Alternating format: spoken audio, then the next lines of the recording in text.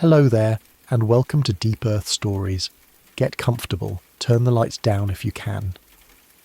Because what we are about to explore together has been waiting a very, very long time for someone to listen. But before that, tell me in comments where are you listening from and what time is there right now. And please subscribe to my channel. Tonight, I am going to tell you a story. Several stories, actually. They are old stories. Some of them are the oldest stories the human world has ever known. And they are about people, just like you and me, who built something beautiful, who lived and loved and worked and dreamed, and then, one day, they were simply gone. Not slowly forgotten, not gradually replaced, just gone.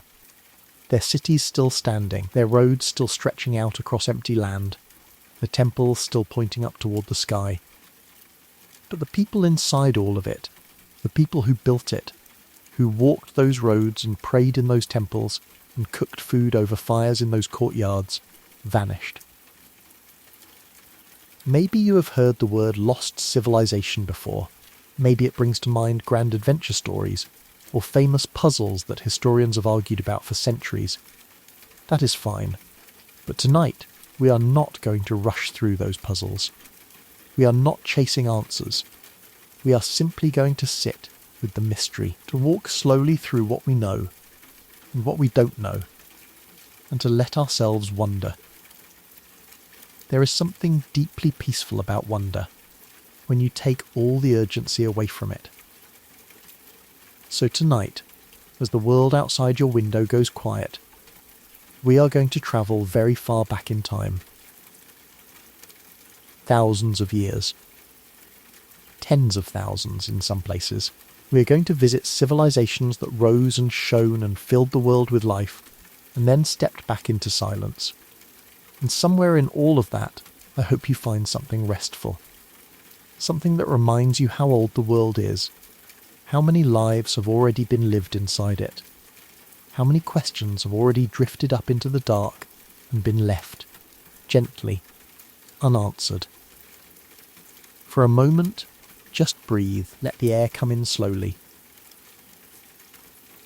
Let it go slowly. You don't need to hold on to any of this. Just let the words drift past you like water.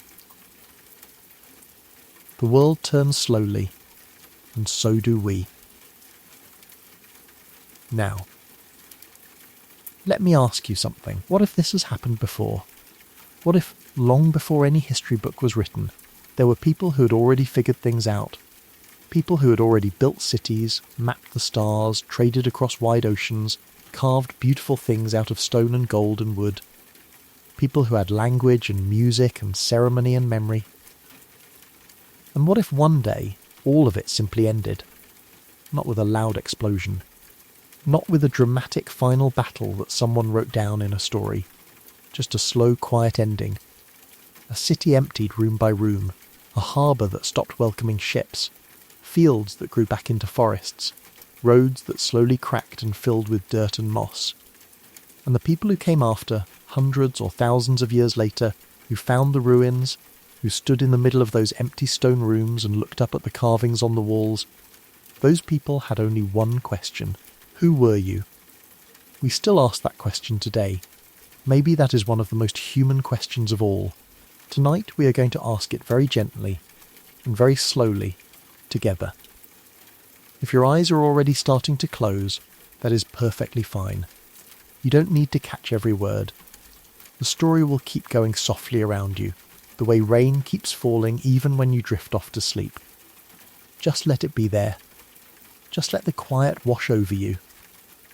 We have a long way to travel tonight, and there is no hurry at all. So let's begin. Chapter 1. The City Beneath the Sand. Imagine you are standing at the edge of a very old desert, not the kind of desert you see in movies, all sharp gold light and drama. This desert is quieter than that. The sun here is pale and hazy, filtered through a thin layer of dust that never quite settles. The air smells faintly of dry earth and something older, something you can't quite name. Salt, maybe. or stone that has been warm for a very, very long time. You are somewhere on the western edge of what we now call India, or Pakistan. It doesn't matter exactly. The borders that humans drew on maps came much, much later. What matters is that you are standing on a flat, dry plain that stretches out in every direction, and beneath your feet, under layers of sand and soil and centuries of silence, is a city. A real city. A big one.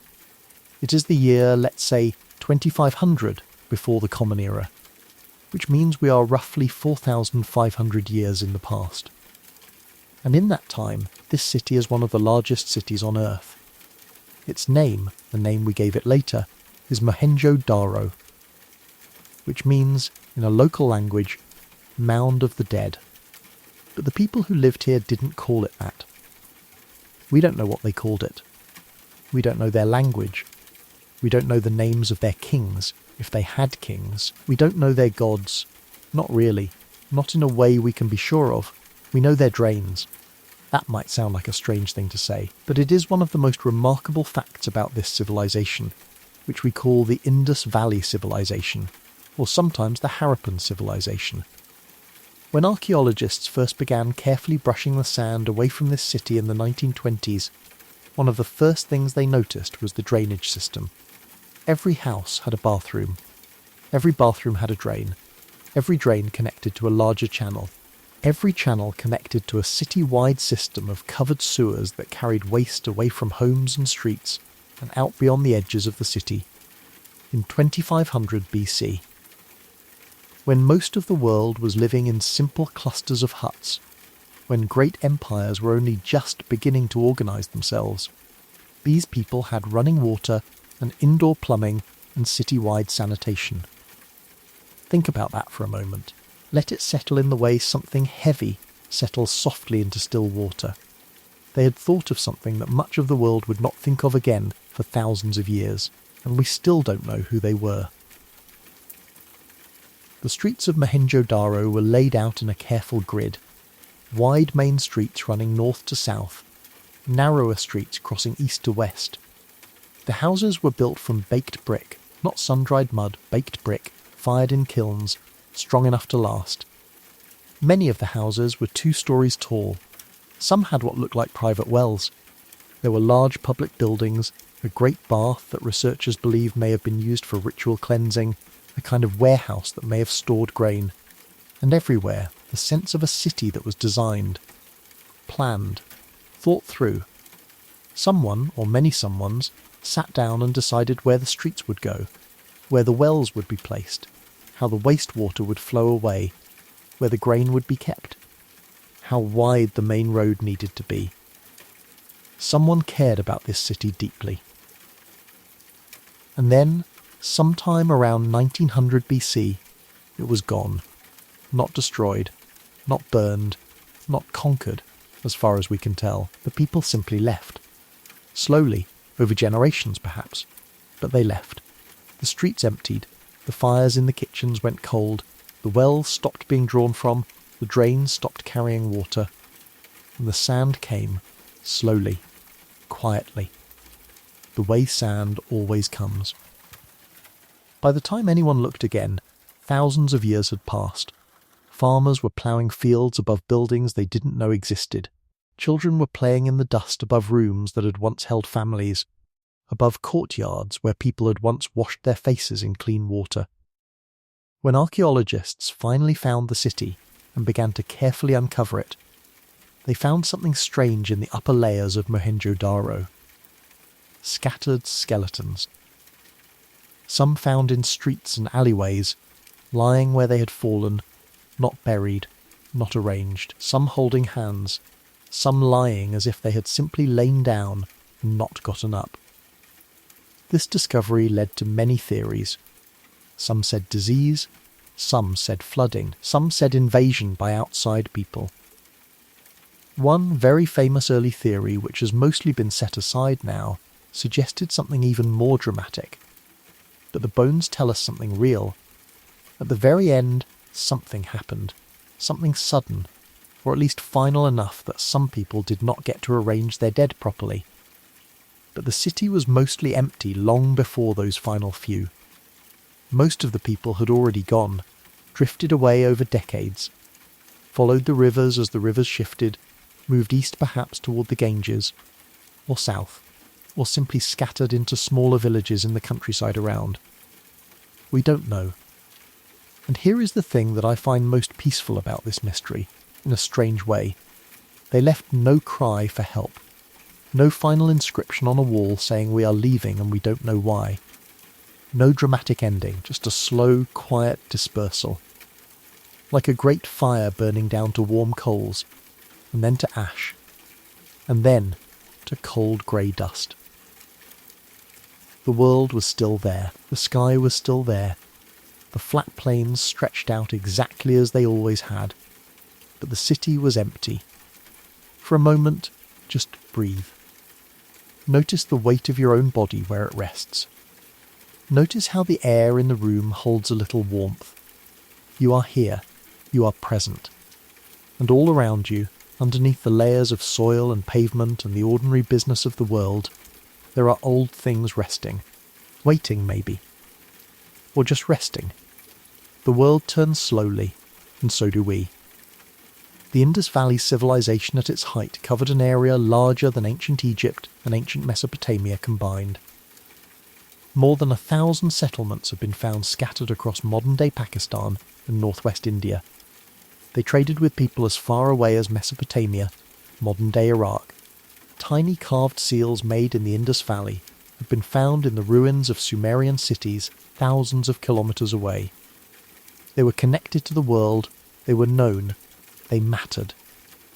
And then they were gone. Their writing system, which we call the Indus script, has never been decoded. Thousands of short inscriptions have been found on those small stone seals, on pottery, on copper tablets. Researchers have been studying them for 100 years, and we still cannot read them. We don't know what language they spoke, we don't know if their writing tells us about trade, or prayer, or people's names, or stories, or laws. We simply don't know. Imagine sitting in a room full of books and being unable to read a single word in any of them.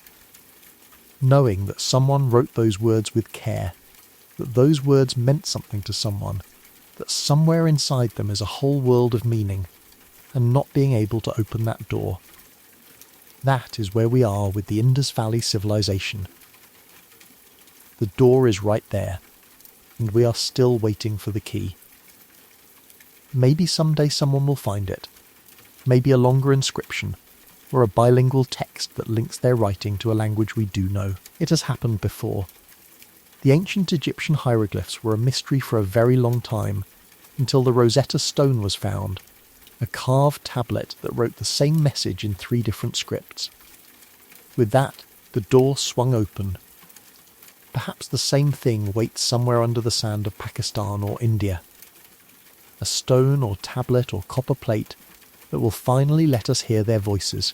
Until then, we are left with the quiet, the elegant streets, the careful drains, the small, beautiful seals carved with animals and symbols that we cannot yet interpret. A unicorn-like figure appears again and again on those seals, a figure that seems to be part man, part tree. Animals arranged in calm, almost ceremonial poses. They were telling us something. We are still learning to listen. Let's drift a little further now. Let your body settle a little more. If you are lying down, let the mattress or the floor or whatever holds you take a little more of your weight. You don't need to carry it yourself right now. Let's move on to our next chapter. Chapter 2. The Island at the Centre of Everything. There is a story so old and so strange that it has never quite left us. You have probably heard the name. Almost everyone has, even if just for a moment, even if only in passing. It is a name that has travelled through thousands of years of human wandering like a small boat on a very wide ocean. Atlantis. Now, I want to be careful with this one, because tonight we are not going to chase after treasure maps or make dramatic claims. we are going to hold this story gently and look at it honestly. Because even the honest version of this story is remarkable. Even the simple truth of it is enough to make you wonder. Atlantis was first described by a man named Plato. You may have heard of Plato. He was a Greek philosopher who lived around 400 years before the Common Era. He wrote dialogues, long conversations between fictional people who discussed ideas. And in two of those dialogues, called Timaeus and Critias, one of the characters tells a strange story. The character claims the story came from Egypt, that Greek wise men had travelled to Egypt and heard from Egyptian priests about a great civilization that had existed 9,000 years before. A civilization that had been the greatest power in the world, that had controlled much of what we now call the Mediterranean and parts of the Atlantic Ocean, and that had, in a single day and night of catastrophic upheaval, sunk beneath the sea. A whole civilization, a whole island, gone in one terrible night. Plato describes Atlantis in remarkable detail. He tells us about its geography, the circular rings of water and land that made up its capital city, the great temple of Poseidon at its centre, covered in gold and silver and orichalcum, a mysterious metal that scholars have debated for centuries, the fertile plains, the mountains to the north, the warm springs and cold springs that rose from the earth, the bridges and canals and walls made of red, white and black stone. He tells us about its people, their culture, their laws engraved on a pillar at the centre of the city, their great navy, their discipline and their later corruption, the way that the people who had once been noble and simple gradually became proud and greedy and hungry for power. And he tells us how that corruption brought them to their end. Now here is the honest part. Most historians today believe that Atlantis as Plato described it was not a literal place. They believe Plato created it as a literary device, a kind of thought experiment, a way to explore ideas about good societies and bad societies, about what happens when powerful civilizations lose their way. The very specificity of his description, the way it is almost too neat, too symbolic, too perfectly circular in both its layout and its moral arc, suggests a story shaped by a writer rather than a report from a historian. And yet there are things that make you pause. Because the Mediterranean and the Atlantic world did have catastrophes. Real, verified ones. And some of them are remarkable enough that you don't need to invent anything to make them feel like the stuff of legend. There is an island called Santorini. Today it is a beautiful crescent-shaped island in the Aegean Sea, famous for its white buildings and blue domes and spectacular sunsets. But what you are looking at when you look at Santorini is the rim of a volcanic caldera, the remnant of an eruption so enormous that it is considered one of the largest volcanic events in all of human history. Roughly 3,600 years ago, the volcano that used to sit where Santorini's harbour now lies erupted with unimaginable force. It blew the centre of the island into the sky. It sent tsunamis racing across the Mediterranean. It covered thousands of square kilometres with ash and pumice. It may have been heard as far away as Scandinavia. And on the nearby island of Crete, there had been a civilization, a beautiful, extraordinary, mysterious civilization called the Minoan civilization. They had built palaces of astonishing complexity. The great palace at Knossos on Crete covered more than 13,000 square metres. It had hundreds of rooms arranged on multiple levels, connected by staircases and corridors that gave rise to the legend of the labyrinth. It had indoor plumbing, light wells designed to bring natural light deep into the building, and walls painted with extraordinary murals. The murals of Knossos show us their world.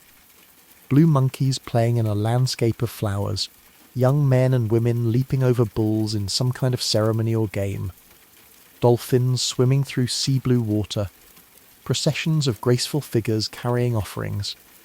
The colour, after 3,000 years, still lives in those images. They were a seafaring people. They traded across the whole Mediterranean. Their art and their goods have been found in Egypt, in the Levant, in mainland Greece, in Anatolia. They were connected to everything. And then, around the time of the great Santorini eruption, the Minoan civilization began to weaken. Their great palace at Knossos eventually fell. Their art tradition faded. Their distinctive culture was gradually absorbed or replaced. Some researchers believe the eruption and the tsunamis that followed dealt a devastating blow to Crete, wiping out coastal settlements, destroying fleets of ships, devastating the agricultural land with ash and salt water. Others believe the timeline doesn't quite line up perfectly, that the Minoan decline happened over a longer period. But either way, a brilliant civilization that had lit up the Mediterranean world for centuries faded into silence, and the island where their greatest volcanic neighbour had erupted became, in time, a beautiful ruin above the sea. Is this Atlantis? Almost certainly not in a literal sense, but is this the kind of event that might, over centuries and thousands of miles of retelling, grow into a legend? That might become, in a Greek writer's hands, a parable about civilization and catastrophe? Maybe. Just maybe. The world is full of things that are almost true, almost remembered, bent just slightly by time and the human need to make meaning from loss. For a moment, just breathe. There is something almost comforting about that, isn't there? The way that even our losses get carried forward. Even the things we lose get transformed into stories, into beauty, into late-night wondering. Nothing is truly gone. Not completely. It just becomes something else. The world turns slowly, and so do we. There is one more thing I want to tell you about the Minoans before we move on. They had writing too. Two kinds, actually. One is called Cretan hieroglyphs, the earlier kind. The other is called Linear A. And like the Indus script, Linear A has never been decoded. We can read a related script called Linear B, which came later and was used to write an early form of Greek. But Linear A, the Minoan language, the actual voice of those graceful bull leapers and dolphin painters and palace builders, is still silent. Two great lost civilizations. Two unbroken silences. Somewhere in those silences are languages, whole worlds of words. Lullabies, maybe, instructions for making the blue paint that still glows on those ancient walls. Arguments and love poems and grocery lists and prayers.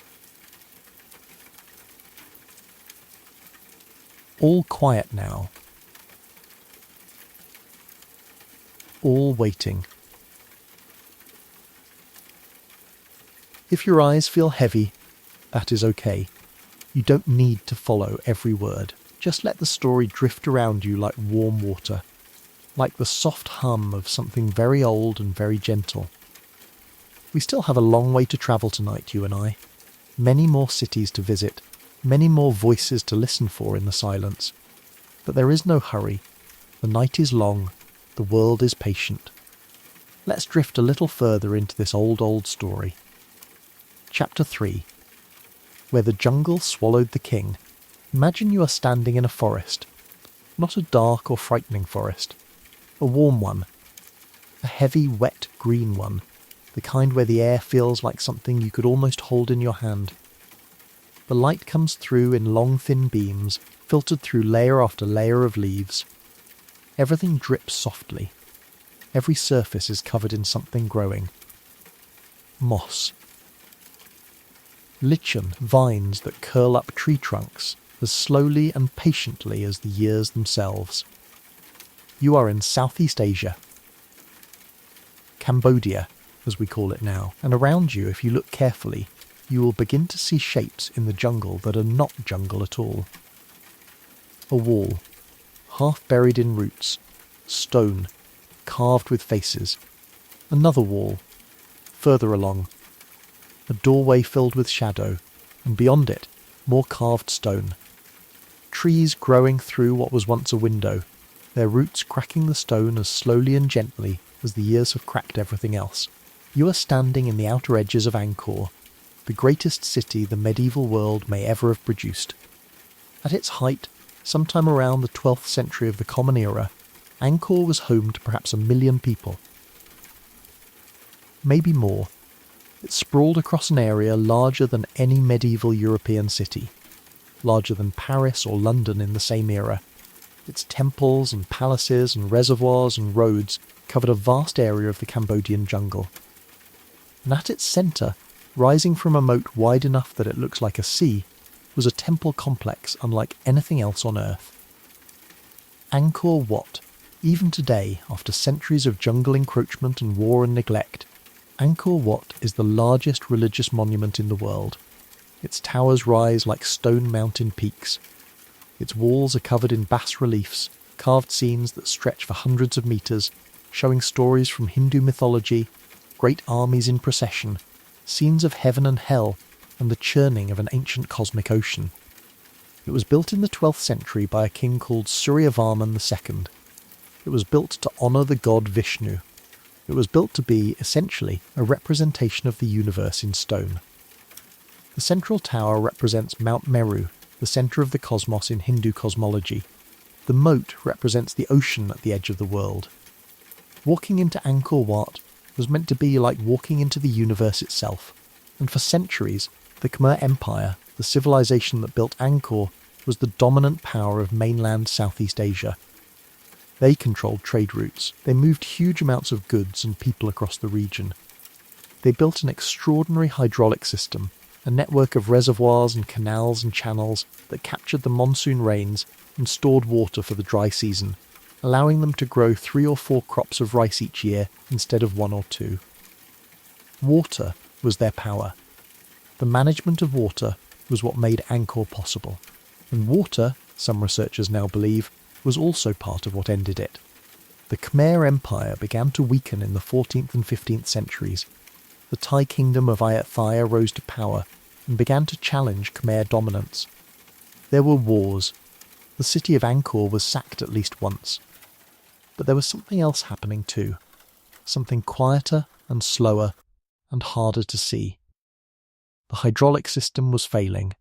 Decades of war had meant less maintenance of the canals and reservoirs. The system that had required constant human attention and management began to break down. Reservoirs silted up. Channels clogged.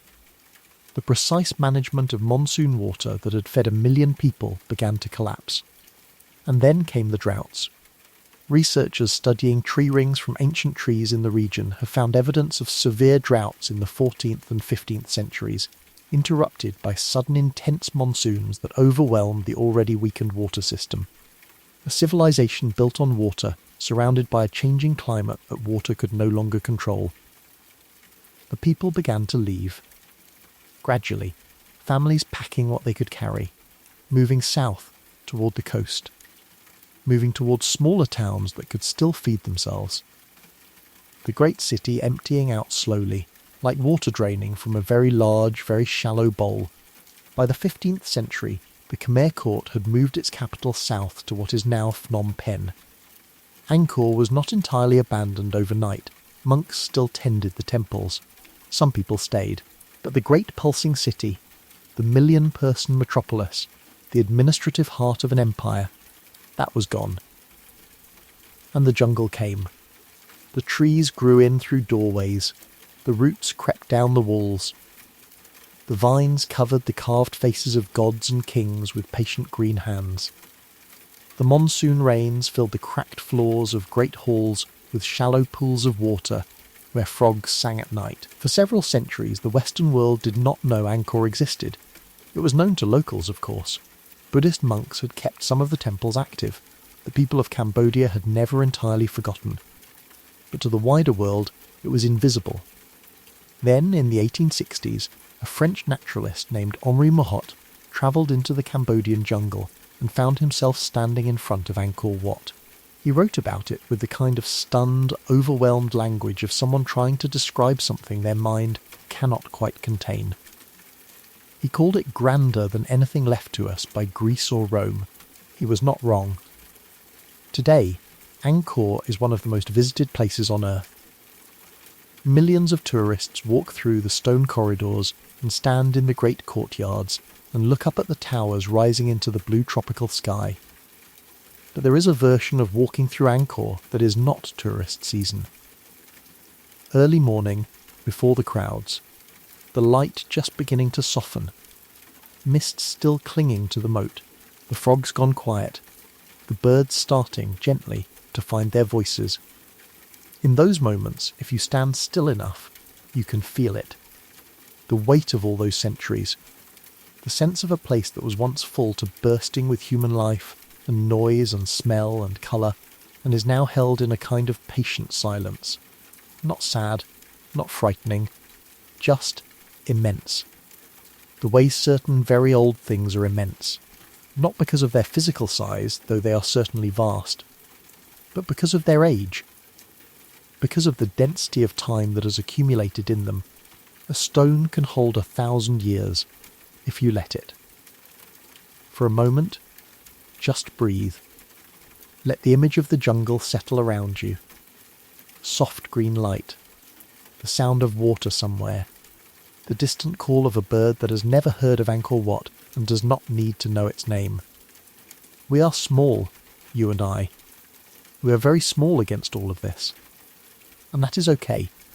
That is more than okay. There is something deeply restful about smallness, when you remember that the same world that held all of those great cities and all of those lost languages also holds you, right now, quietly, in the dark.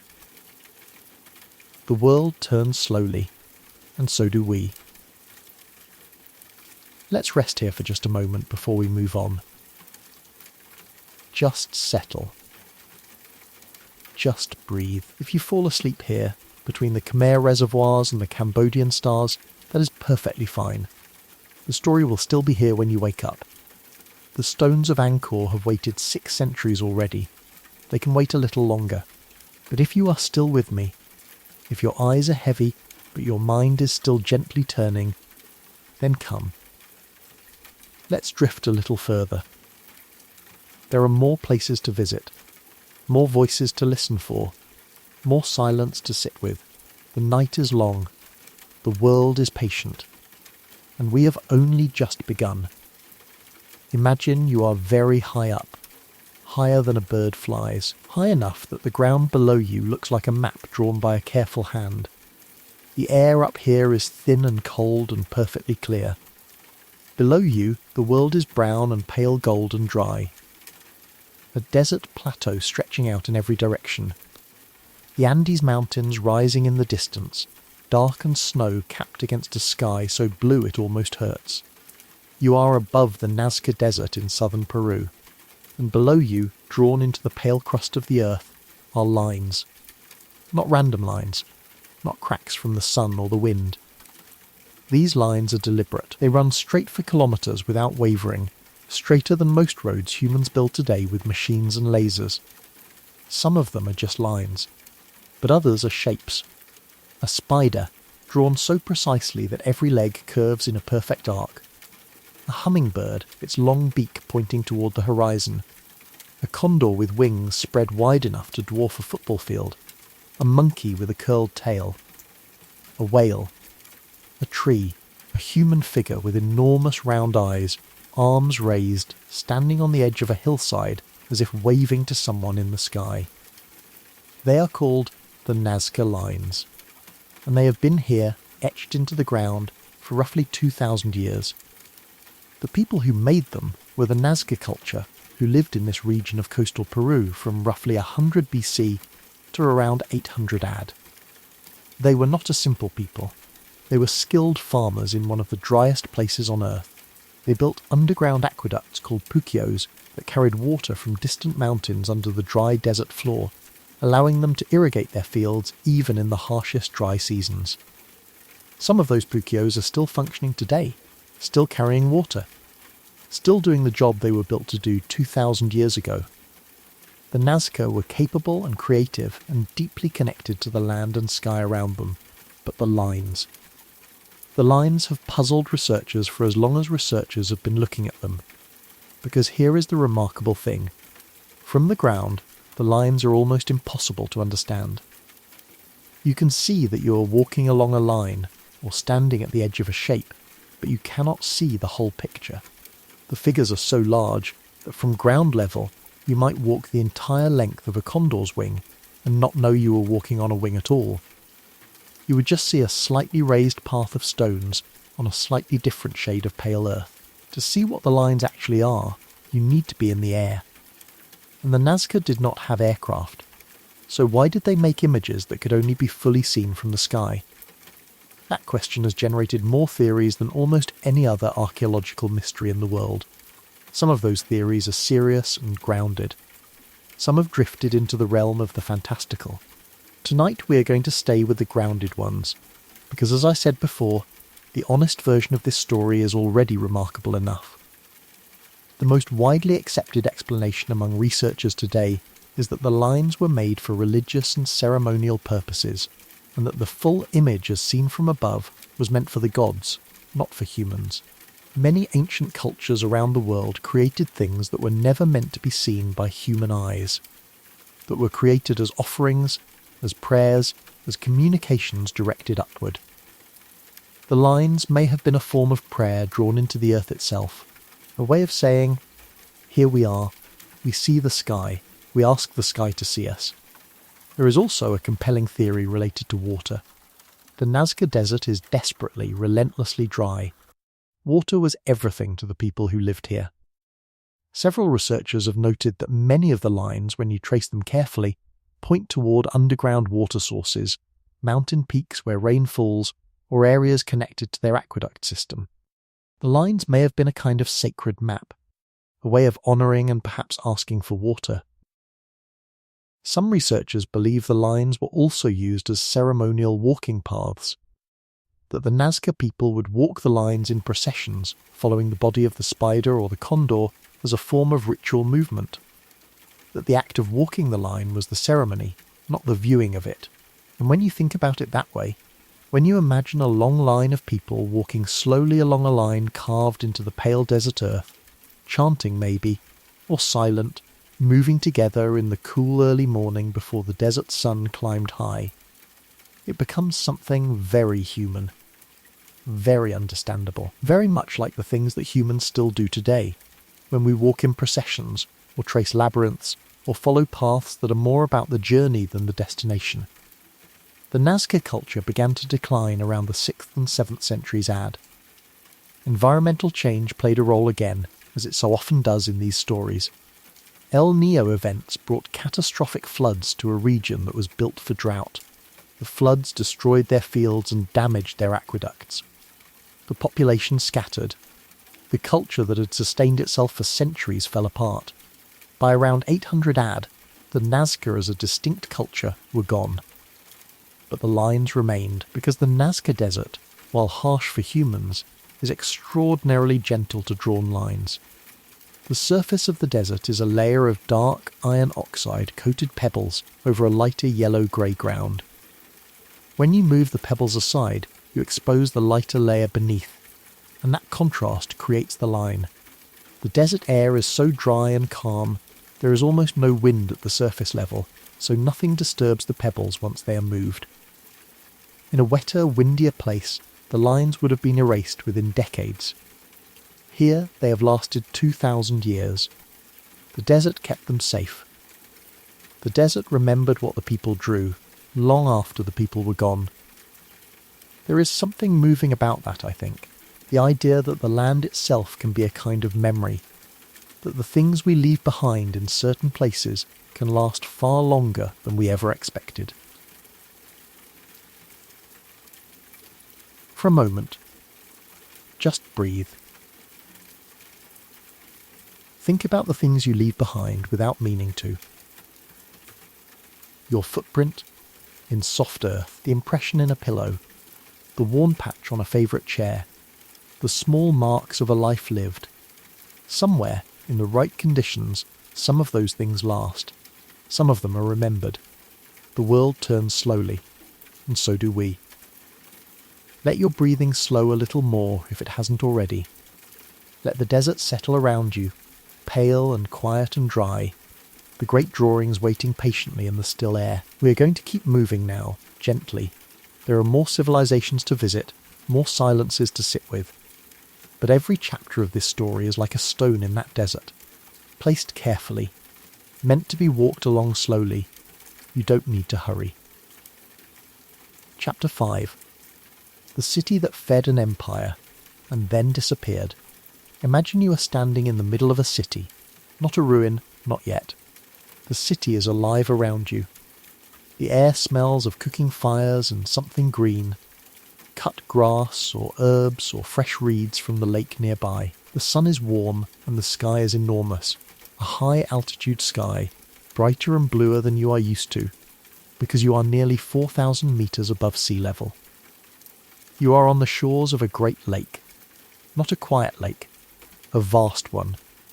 Lake Titicaca, on the border between modern-day Peru and Bolivia. It is the highest navigable lake in the world, a body of water so large it has its own weather system, its own waves, its own moods. And on the southern shore of that lake, around 1700 years ago, there was a city called Tiwanaku, or Tiahuanaco, depending on how you spell it. A city that became the centre of one of the most remarkable pre-Columbian civilizations in the Americas. Tiwanaku was not the largest city in the ancient Americas. It was not the oldest. But it was, in its own way, one of the most extraordinary. Because of where it was built, because of what it built, and because of how completely and how mysteriously it collapsed. At its peak, between roughly 500 and 950 AD, Tiwanaku controlled a vast network of territories across modern Bolivia, Peru, Chile, and Argentina. It was not an empire in the military sense, not primarily. It spread its influence through a different mechanism: food. The Tiwanaku people developed an agricultural system of breathtaking ingenuity for their high-altitude, frost-prone environment. They built raised fields, long, broad platforms of earth rising above the lake's floodplain, surrounded by shallow channels of water. The water in those channels absorbed the sun's heat during the day and released it gently at night, creating a microclimate around the raised platforms that protected crops from the killing frosts that regularly swept down from the Andes. With this system, they could grow food at altitudes where most crops would die. Quinoa. Potatoes. Crops that could sustain enormous populations. And they exported their system, sending knowledge and perhaps people outward across the Andean world, teaching other communities how to build the raised fields, how to manage the water channels. The raised field system spread across a huge area, and Tiwanaku grew wealthy and influential on the back of it. At the centre of Tiwanaku city was a massive stone platform called the Acapana, almost 200 metres on each side, built in the form of a stepped pyramid. At its summit, a sunken court opened to the sky. Water was carried up to the top and flowed down through a complex system of channels and drains, in a way that may have been symbolic, representing the mountains and rivers that gave water to the land below. There was another platform, the Kalasasaya, where enormous stone gateways still stand. The most famous is the Gate of the Sun. A single block of andesite stone, an extremely hard volcanic rock, carved with a central figure, often called the Staff God, surrounded by rows of smaller winged figures. The carving is intricate and precise and deeply strange, a vision of a world organised around a deity we do not entirely understand. The stones used to build Tiwanaku's great monuments were enormous. Some weighed hundreds of tons. They were quarried from sources across the lake and transported, somehow, to the construction site. Some researchers believe they were moved on reed rafts across the lake. Others believe they were dragged on sleds over land. Either way, the engineering required, the organisation of labour, the logistics of moving hundreds of tons of stone at high altitude with the technology available, was staggering. And then, around 1000 AD, the whole thing collapsed. Not gradually, rapidly, in archaeological terms. Within a generation or two, the great city was abandoned. The elaborate state structure fell apart. The agricultural system that had fed hundreds of thousands of people was left untended. The cause, again, is almost certainly environmental. Researchers studying sediment cores from Lake Titicaca have found evidence of a severe, prolonged drought beginning around 950 to 1000 AD. The lake level dropped dramatically. The water channels between the raised fields dried up. Without water, the raised field system stopped working. Without food, the city could not sustain itself. A civilization built on water, again. Defeated by the absence of water, again. There is a pattern here that runs through so many of these lost civilizations. Not moral failure, not divine punishment, not some mysterious curse. Just water. The presence or absence of water. The thing that every human body needs, the thing that every field needs, the thing that every city, no matter how grand, requires to keep existing. We are made of water. Our cities are made possible by water, and when the water changes, we must change too, or we are lost. The people of Tiwanaku did not vanish. They dispersed. They scattered into smaller communities across the Andes and the Altiplano. Their descendants are still there, in modern Bolivia and Peru. The Aymara people of the region today are, in many ways, the inheritors of the Tiwanaku world. They still farm some of the same land. They still speak a language that reaches back through those centuries. But the city is silent. The Acapana is eroded, its stones long ago carried off for other buildings. The Gate of the Sun still stands, slightly tilted, the carved staff god still watching from above its doorway with calm, unreadable eyes. The lake reflects the sky as it always has. For a moment, just breathe. Let the altitude settle around you. The cool, thin air of the Altiplano. The huge sky. The water glittering far below. There is a quality to high-altitude places that feels ancient. Something about the clarity of the air and the scale of the sky that makes human things feel small and briefly brilliant, like sparks rising from a fire, and then gently cooling into the dark above. You are here. You are warm. You are safe. The world turns slowly, and so do we. If your eyes are very heavy now, it is okay to let them close. The story will keep going. The stones will still be there. The lake will still be reflecting the sky. You can come back to any of this whenever you like, or simply let it drift away like something pleasant in a dream. But if you are still quietly with me, let's keep going. We have 2 more chapters for this part of our journey, and they take us somewhere very different. Somewhere older and stranger, and perhaps more surprising than you expected. Chapter 6. The first city in the world. Let's go back, much further back than Tiwanaku or Angkor, or even Mohenjo-Daro. Let's go back roughly 9,000 years. The world in 7000 BC is a very different place. The great ice sheets that had covered much of the northern world during the last ice age have retreated, though some remnants still linger in the far north, in the mountain peaks. The climate is warming. Grasslands and forests are spreading into territories that were once tundra or ice. Animals and plants are shifting their ranges. The world is changing, slowly but profoundly. And humans are changing with it. For most of human history, our ancestors had been nomadic, moving with the seasons and the animals, following game, gathering plant foods as they became available, camping, moving, camping again. It was not a simple life, but it was a flexible one. You could not lose your home to a flood or a drought in quite the same way if your home was a temporary camp you could pack up and carry. But somewhere in the ancient Near East, something new was beginning. People were starting to stay, to plant seeds in the same ground year after year, to build more permanent structures, to accumulate things, pottery, stored grain, tools, and keep them in one place, to get to know their neighbours in the deep, complicated way that only comes from living next to each other for decades, instead of passing through. One of the earliest and most remarkable examples of this new way of living is a place called Atolhik.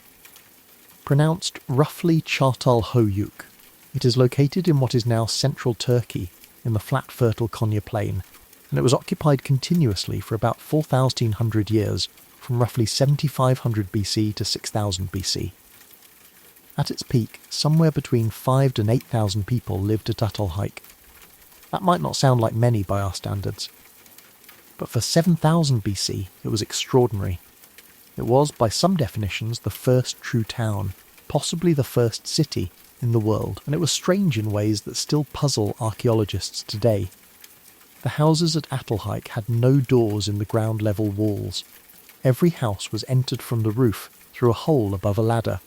The houses were packed so tightly together, wall against wall, that there were no streets between them. The roofs of the houses were the streets. People walked across the tops of each other's homes to get from place to place.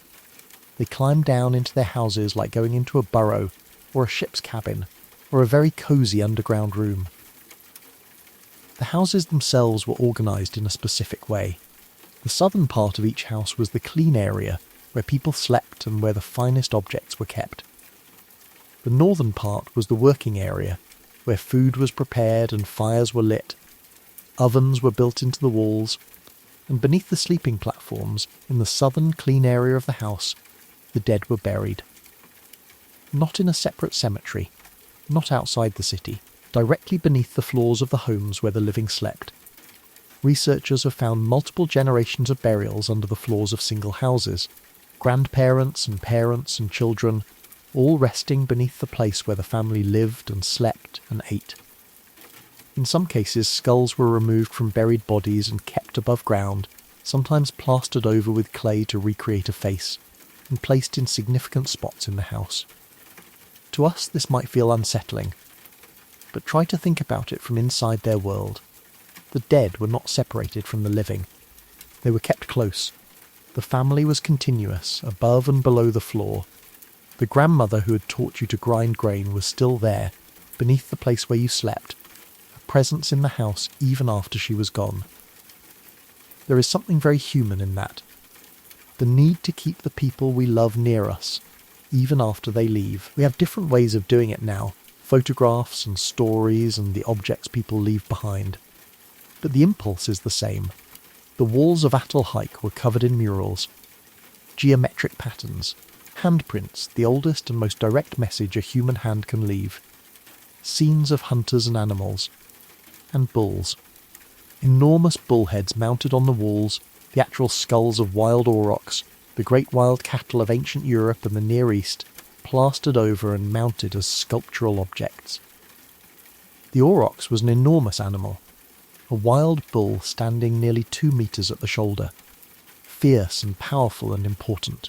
It appears again and again in the art and architecture of Atulhik, suggesting that it held deep symbolic or spiritual meaning for these people.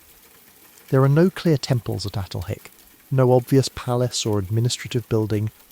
Every house seems roughly equal in size and organisation, which suggests a remarkably egalitarian society, one without a clear single ruler or ruling class. Everyone seems to have lived similarly. Everyone seems to have had access to roughly the same quality of food and shelter. This is remarkable. Many of the civilizations that came after them were deeply hierarchical, with kings at the top and labourers at the bottom, and everything organised according to rank and power. At Atulhike, at least as far as we can tell, it seems that everyone was more or less equal. After 4,100 years, Atulhike was abandoned. The reasons are not entirely clear. Climate change may have played a role. The environment around the site may have degraded over time as so many people living in one place put pressure on the surrounding land. Or perhaps the idea of the dense, roof-entered town simply ran its course, and people began to experiment with new ways of organising their communities. Whatever the reason, the mound grew quiet. The rooftop streets emptied. The ladder holes went dark. The buried dead lay undisturbed.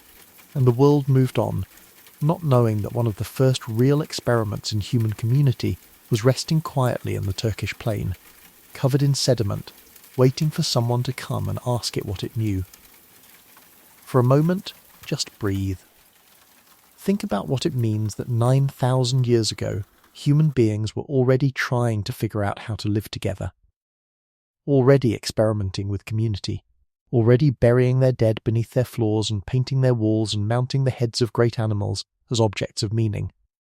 We are very old.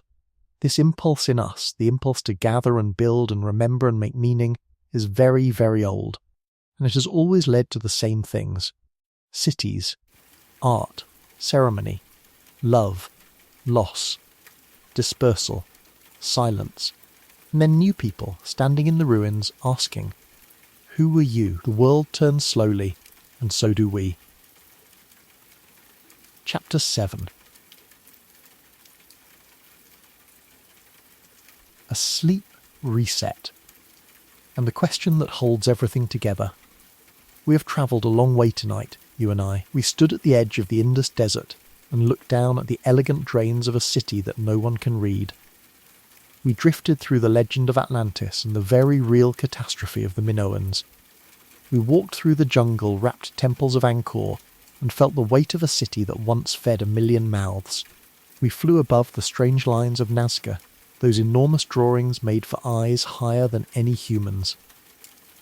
We stood at the shore of Lake Titicaca and watched the raised fields dry up, and we climbed down through a hole in a roof into one of the first human homes that was ever built. If your body feels heavy right now, let it be heavy. That is exactly right. Notice your breathing for just a moment. Don't try to change it. Just notice the slow rise and fall.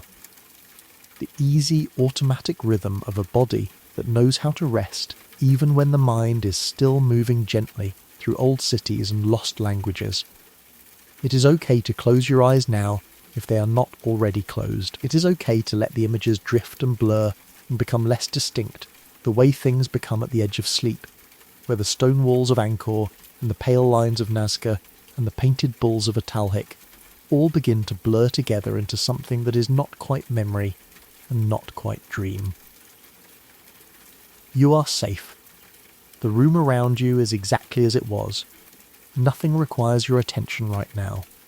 Let the story keep going softly in the background, the way rain does, the way distant music does, the way the sound of someone else's calm voice does when you are lying in the dark and the night is deep and the world is quiet. If you fall asleep here, that is the very best possible thing. The world turns slowly, and so do we. But if you are still gently here, still following the thread, I want to ask you one more question before we close this part of our journey tonight. It is a soft question. It doesn't need an answer. But I wonder, what do all of these civilizations have in common? Not the obvious things. Not the stone buildings or the lost writing or the mysterious endings. Something deeper. Every single one of these civilizations was full of people who got up in the morning not knowing they were part of a great civilization that would one day vanish. They got up and they tended their fires and fed their children and argued with their neighbours and looked at the stars and felt the wind on their faces and had no idea that thousands of years later a person lying in the dark with headphones on would be thinking about them. They didn't know they were going to be lost. They just lived. They just did the daily, ordinary, quietly extraordinary thing of being alive in a body on this earth. And in that, they are completely and entirely like you. Right now. Tonight. In the dark. You are part of a civilization too. A civilization that will one day, in some form, be over. Not soon, not in your lifetime probably, but the way things are arranged right now, the particular version of the world that holds your life inside it, is temporary. Everything is temporary. Every city and every system and every way of doing things is temporary. And somehow, instead of being frightening, I find that thought very restful. Because it means that the most important thing is not the civilization, not the system, not the buildings or the languages or the great monuments. The most important thing is what those people of Atalhik knew, deep down, when they buried their dead beneath their floors and went on sleeping above them. The most important thing is the presence of the people we love. The warmth of the house. The fire in the wall. The sound of breathing in the dark. You have all of that. right now, in whatever form it takes in your life. In the room around you, in the quiet, in the simple fact of your own heartbeat moving steadily through the night. That is enough. That has always been enough. For a moment, just breathe. The world turns slowly. And so do we. We will continue to more cities, more silences, more old questions asked gently into the dark. You are here. The stones of Angkor are still standing in the jungle light.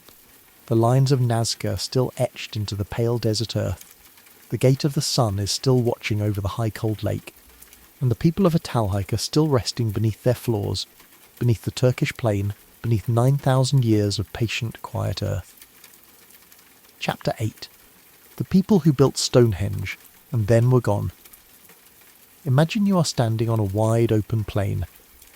The grass here is short and pale green, bent slightly by a wind that comes from somewhere far away and moves across this land in long, slow waves. The sky above you is enormous. Not the dramatic sky of a storm, not yet. Just a vast, quiet, grey-blue sky. The kind that holds light evenly without giving any of it away too generously. You are in southern England, Wiltshire as it is called now. And in front of you, rising from the flat chalk downland as if they grew there, as if they are a natural feature of the earth rather than something placed by human hands, are the stones. You know these stones. Almost everyone knows these stones. Two great rings of standing megaliths, some topped with horizontal lintels, arranged in a pattern that has absorbed human wonder for centuries. In the early morning, in certain seasons, the rising sun aligns perfectly with the central axis of the monument. In the evening, in other seasons, the setting sun does the same. Stonehenge. We know the name so well that it has almost lost its strangeness. We say it casually. We put it on postcards. We use it as a shorthand for mystery. But if you stand back from the familiarity for a moment, if you let yourself really think about what it actually is, the strangeness comes rushing back. The largest stones at Stonehenge, the great sarsen stones that form the outer ring and the trilithons, the doorway-shaped pairs of uprights topped with lintels, some of those stones weigh up to 25 tons. They were quarried from a place called Marlborough Downs, about 25 kilometres away. 25 tons of stone, moved across 25 kilometres of rolling chalk landscape 4,500 years ago. And the smaller stones, which are still not small, the blue stones that form the inner rings, those were brought from the Preseli Hills in Wales, nearly 250 kilometres away. Across rivers and estuaries and hills, somehow, people have spent centuries trying to figure out how. Wooden sledges and rollers, rafts along the coast, some combination of water and land transport. No single answer has been proven definitively. But what is clear is that it required an enormous, sustained, organised effort by a large number of people working together across generations. Because Stonehenge was not built all at once. It was built in stages over roughly 100 years. The earliest phase, a circular earthwork ditch and bank, dates to around 3000 BC. The stones were added and rearranged in later phases, the last major construction happening around 1500 BC. 1500 years of building. Think about that. 1500 years. The distance from us back to the fall of the Roman Empire in the west. 1500 years of people coming back to this place, generation after generation, adding to it, adjusting it, honouring whatever it was they believed it to be. And we still do not know exactly what they believed it to be. We know it was aligned with solar events. The midsummer sunrise, the midwinter sunset. This much is beyond doubt. The alignment is too precise to be accidental. We know that people were buried near Stonehenge over a very long period. The ditch and bank of the earliest phase contained cremated human remains, hundreds of individuals, buried there across many generations. This was a place of the dead, or at least a place where the dead were remembered and honoured. We know that people came here from very far away. Isotopy analysis of human remains found at Stonehenge and nearby burial sites has shown that some individuals grew up in what is now Scotland, or continental Europe. People travelled enormous distances to come to this place. For ceremonies, perhaps. For gatherings. For something that mattered enough to walk weeks or months to reach. But who organised all of this? Who decided where the stones should go? Who kept the knowledge of the alignments alive across 1,500 years of construction? We don't know their names. We don't know their language. The people who built the earliest phases of Stonehenge were the Neolithic people of Britain, farmers who had come from continental Europe thousands of years earlier, displacing or absorbing the earlier hunter-gatherer populations. They left no written records. Their oral traditions, whatever they were, are gone. Later phases of Stonehenge were associated with what archaeologists call the Beaker people, a culture that spread across Europe from the east, bringing with them new pottery styles and eventually knowledge of metalworking. The Beaker people seem to have had a very different culture from the Neolithic farmers before them, but they too continued to use and honour this place. And then, after 1500 BC, Stonehenge seems to have faded from active use. The ceremonies, whatever they were, apparently stopped. The people who had maintained the tradition moved on, changed, or simply forgot what the tradition meant. The stones stayed. They always stayed. They weathered through the Bronze Age and the Iron Age and the Roman occupation of Britain and the Anglo-Saxon kingdoms and the Norman conquest and the Tudors and the Stuarts and the Industrial Revolution and 2 world wars and the invention of the internet. They have been here for longer than almost anything else that human hands have made in this part of the world, and they still point, twice a year, at the exact moment the sun requires them to. Because the sun has not changed. The alignment that those Neolithic architects calculated 5,000 years ago is still accurate. The Earth still tilts at the same angle. The solstices still arrive on schedule. The people changed, the civilization changed, the language changed, the religion changed, everything changed. But the geometry of the Earth and sun has not changed. And so Stonehenge on Midsummer Morning still does exactly what it was built to do. That to me is one of the most quietly beautiful things in all of these stories. For a moment, just breathe. The sun rises. It will always rise. The seasons turn. They will always turn. And somewhere in the south of England, 25-ton stones still keep faith with a calculation made by people whose names we will never know, in a language we will never hear. There is a kind of faithfulness in that. A kind of permanence inside all the impermanence. The world turns slowly, and so do we. Let the image of those stones settle in you.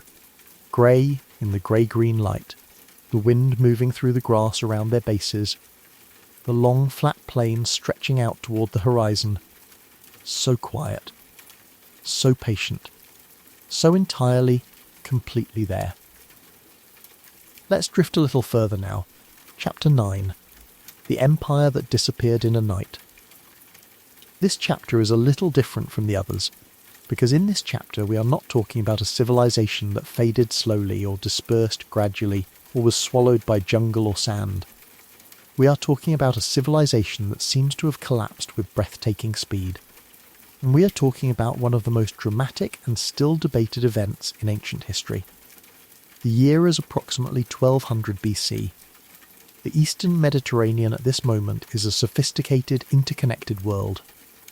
There are several great powers sharing the stage. Egypt, of course, ancient even by the standards of that time, still powerful under its pharaohs. The Hittite Empire in Anatolia, modern-day Turkey, a great military and political power that had even fought Egypt to a standstill in the famous Battle of Kadesh a century earlier. The Mycenaean civilization of mainland Greece. The civilization that provides the historical background to the stories of Homer, the world of Achilles and Odysseus. The kingdoms of Cyprus, rich in copper. The cities of the Levantine coast, modern Lebanon and Syria, great trading ports that connected everything to everything. These civilizations traded with each other extensively. Archaeologists have found Mycenaean pottery in Egypt and the Levant, Egyptian objects in Mycenaean palaces, Canaanite jars in Cyprus, tin from as far away as Afghanistan moving through this network. The Bronze Age Eastern Mediterranean was, in its own way, a globalised world. And then, between roughly 1200 and 1150 BC, a period of about 50 years, almost all of it collapsed. The Mycenaean civilization fell. Its great palace centres, Mycenae, Tiryns, Pylos, were destroyed or abandoned. The palace at Pylos was burned, and in its archive clay tablets fired hard by the burning preserve a record of desperate last preparations. Extra rowers being called up, watchers being posted along the coast. A civilization bracing for something. And then silence. The Linear B script, the administrative language of Mycenaean Greece, disappeared. Writing itself disappeared from Greece for roughly 400 years. The Hittite Empire collapsed almost simultaneously. Their capital, Hattusa in central Anatolia, was destroyed and abandoned. The Hittites, one of the most powerful states of the ancient world, simply ceased to exist as a political entity within a generation. The great trading cities of the Levantine coast were burned. Ugarit, one of the most cosmopolitan and literate cities of the ancient world, a place where multiple languages and scripts were used daily for international trade, was destroyed around 1185 BC and never rebuilt. In the ruins, archaeologists found a letter in a clay tablet kiln, apparently being fired when the city fell. It was a desperate message from the king of Ugarit to a neighbouring ruler asking for help. The ships were gone. The enemy was already at the gates. He needed grain, weapons, soldiers. The letter was never sent. We don't know who attacked all of these places. The Egyptians, who survived this period though significantly weakened, recorded attacks by a group they called the Sea Peoples, groups of warriors who came from the sea and the islands. But who the Sea Peoples were, where they came from, and whether they were the cause of the collapse or themselves refugees fleeing some earlier catastrophe, is still debated. Some researchers think the collapse was triggered by climate change. Evidence from pollen analysis and sediment cores suggests a prolonged drought hit the eastern Mediterranean around exactly this time. Drought would have led to famine. Famine would have led to social instability. Social instability would have led to the breakdown of the trade networks that these palace economies depended on. And the breakdown of trade would have been, for civilizations this interconnected, potentially fatal. When you depend on a network, you are only as strong as the weakest point in that network. When enough points fail simultaneously, the whole thing comes apart. Other researchers think it was a combination of factors. Drought, yes, but also internal rebellions. Migrations of people displaced by those upheavals. The arrival of new technologies like iron weapons that disrupted existing military balances. Natural disasters, including earthquakes, which are geologically documented in some of these sites. A perfect storm. Not one cause, but a cascade of causes, each making the others worse, the whole thing spiralling faster than any palace administrator or general or king could manage. The Bronze Age ended in a generation, and the world that followed, the Iron Age world that eventually grew into classical Greece and Rome and everything that followed from them, grew up in the ruins of what had been. The people of that new world looked back at the palaces and the old stories and made myths from them. The Trojan War, which may have some historical basis in the conflicts of this period, became legend. The heroes of Mycenae became the characters of epic poetry. The memory of a lost world transformed into story, as it always is. For a moment, just breathe. There is something humbling about the Bronze Age collapse, as historians call it, because it reminds us how fragile complexity is, how the very things that make a civilization powerful, its interconnection, its specialization, its dependence on long supply chains, can also become its greatest vulnerability. Complexity is beautiful and fragile at the same time, like a spider's web, extraordinary engineering, and destroyed by a single careless hand. We live in a complex world too, you and I, a deeply interconnected one, and perhaps that is why this story, 3,200 years old, feels faintly like something we recognise. But tonight, we are not worrying about that. Tonight, we are just noticing it, gently from a safe distance. The way you might notice a distant storm from inside a warm room. Present. Interesting. Not threatening. You are inside. You are warm. The world turns slowly. And so do we. Chapter 10. A sleep reset. Let me pause here for just a moment. We have been travelling a long time together, through chalk plains and jungle heat and high Andean cold and the burning cities of the Bronze Age Eastern Mediterranean, through Neolithic farmers and Mycenaean kings and Nazca priests drawing their prayers into the pale desert floor. If your body is heavy now,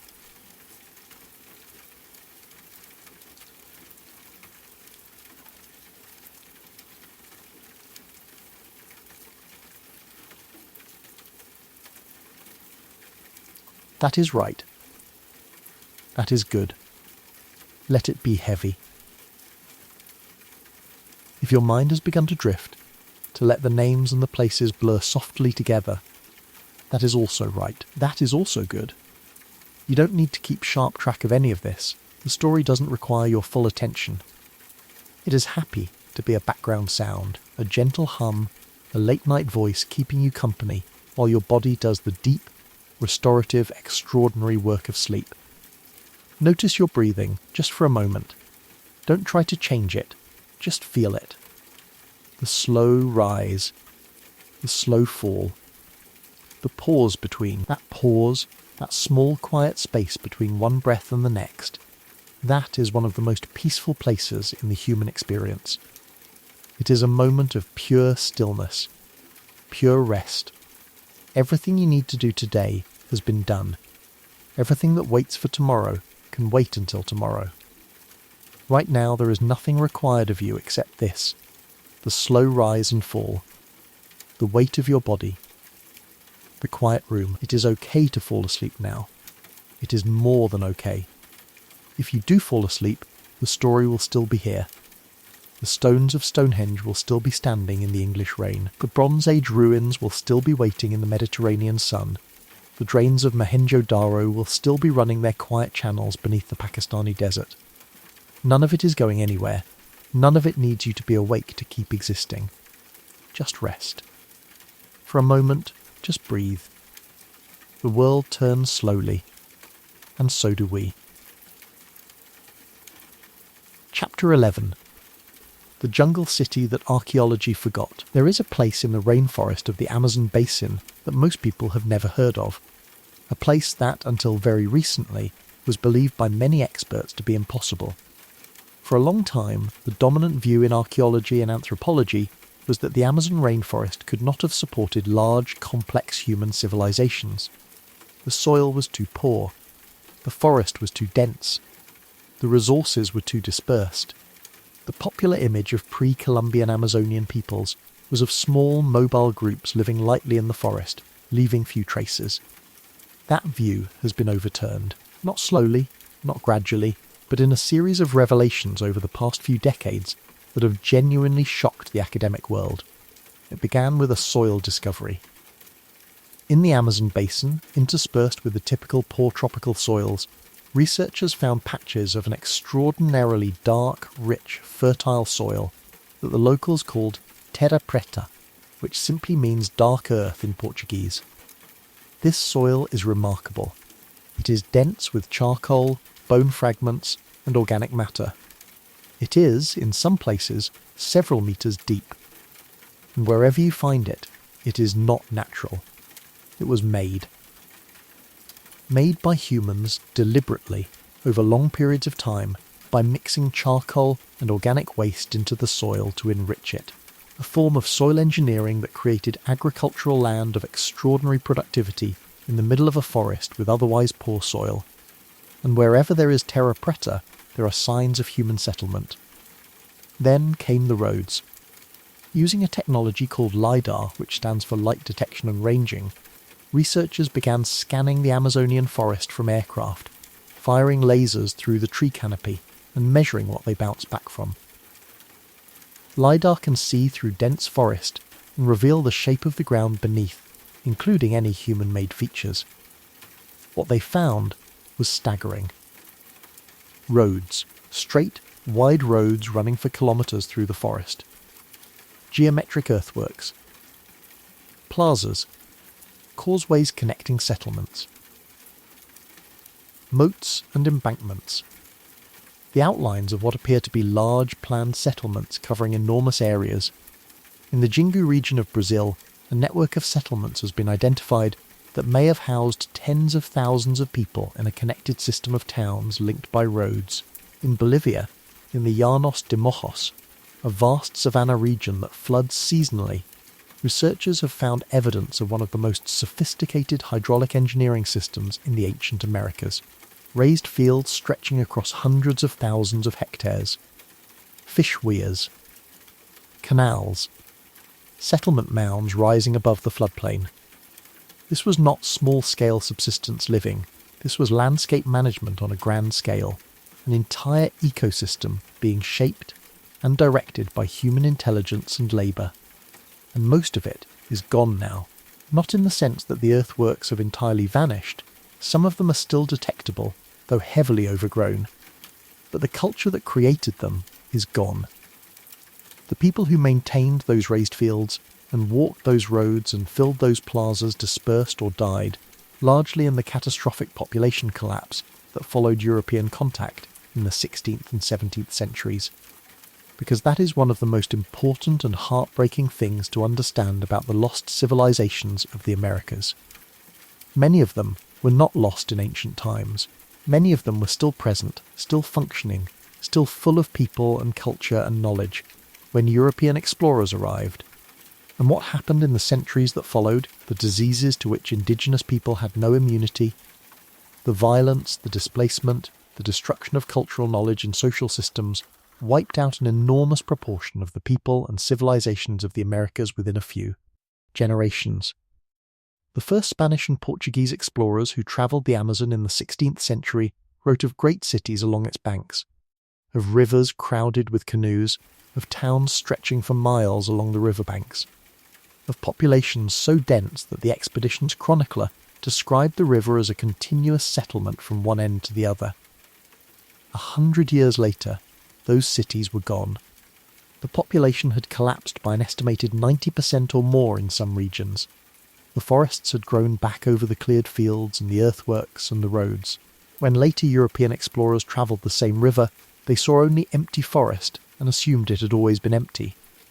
They were wrong. The emptiness was new. And it was the result of one of the largest demographic catastrophes in human history. The first explorers saw the full world, the later ones saw only the aftermath. And we, coming even later, are only now beginning to see through the trees to what was there before.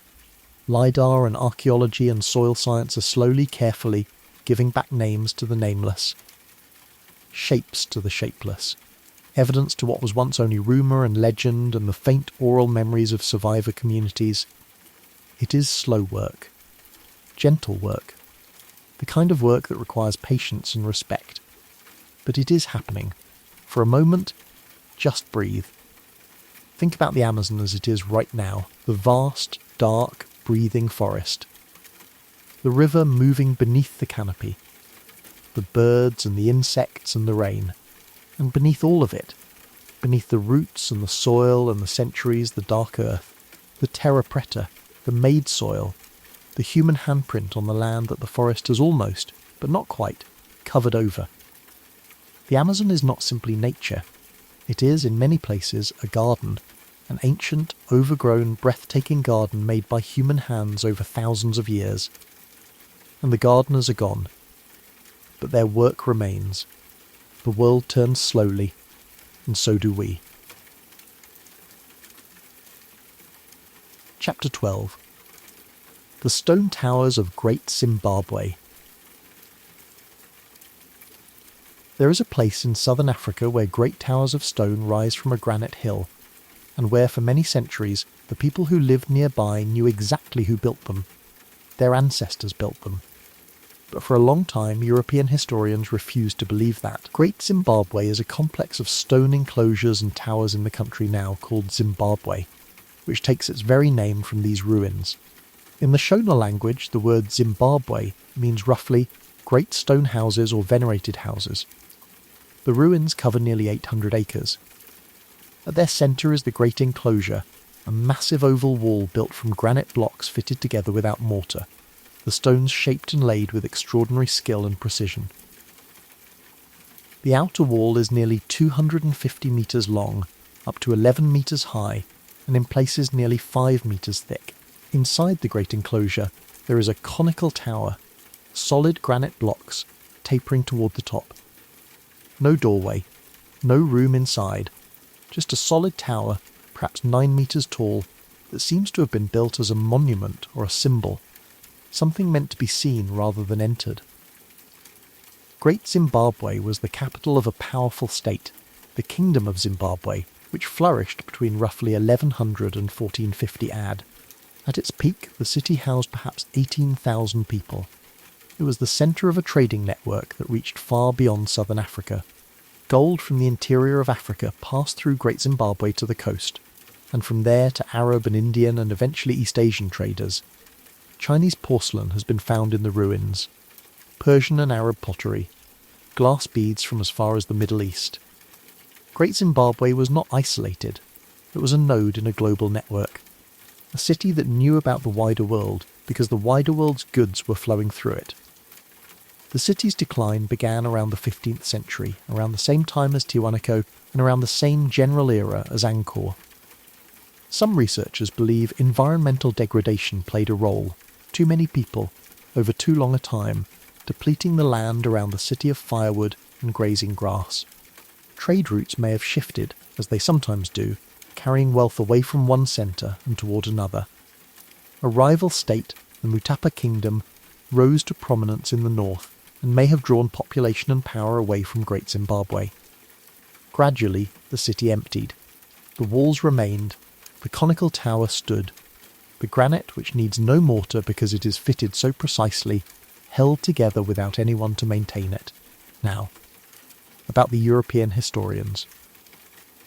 When European explorers and colonisers encountered Great Zimbabwe in the 19th century, many of them refused to accept what local people told them, that these were the ruins of a civilization built by the ancestors of the Shona people, the people who still lived in the region. The ruins were, in these Europeans' view, too sophisticated, too large, too carefully engineered to have been built by Africans. And so they invented other explanations. Some said it was built by the ancient Phoenicians. Some said it was the biblical land of Ophir, where King Solomon found his gold. Some said it was built by Arabs, or by ancient Egyptians, or by any number of other peoples who were not the people who actually lived there. This was not archaeology. It was prejudice dressed up as inquiry. The assumption that sophisticated stone architecture could not have been created by African people was simply wrong, and it was driven by the racism that characterised so much of the colonial worldview. The archaeological evidence has been absolutely clear for many decades now. Great Zimbabwe was built by the ancestors of the Shona. Full stop. The artefacts, the pottery styles, the construction techniques, the local oral traditions, everything points to the same conclusion. It was a great African civilization. It was built by African people. And it deserves to be remembered and honoured on exactly those terms. There is something quietly powerful about a civilization that built entirely in stone, without mortar, trusting the precision of the fit alone to hold everything together. No glue, no cement, just stone against stone, shaped to meet each other so perfectly that the walls have stood for 600 years. Trust in the precision of the work. Trust that if you do it right, it will hold. For a moment, just breathe. The granite walls are still standing. The conical tower is still standing.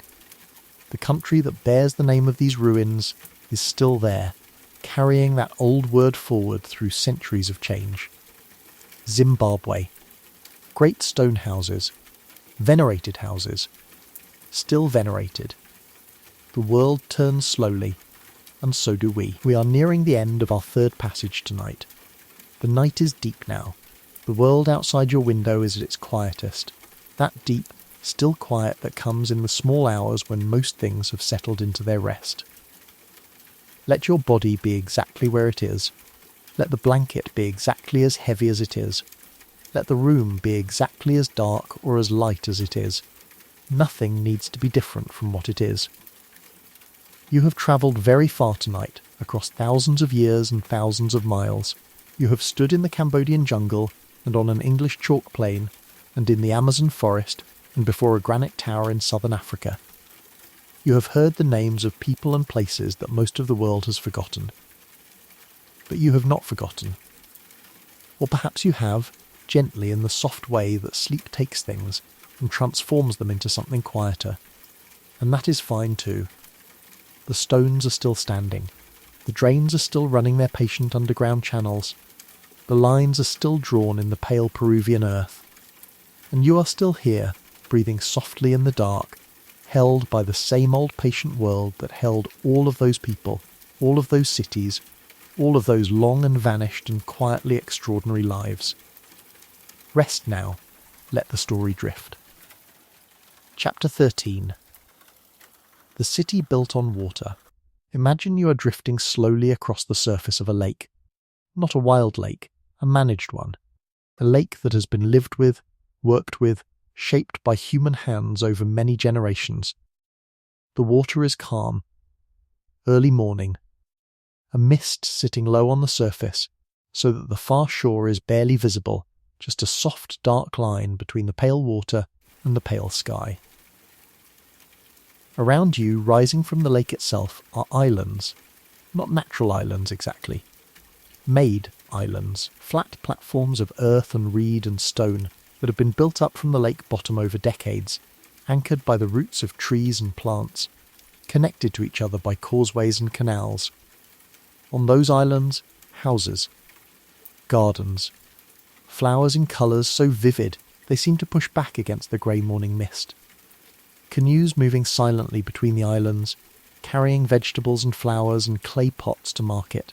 You are on Lake Texcoco, in what is now central Mexico. And at the center of this lake, larger and grander than any of the surrounding islands, is a city. Tenochtitlan. The capital of the Aztec Empire. Or more properly, the Mexica people.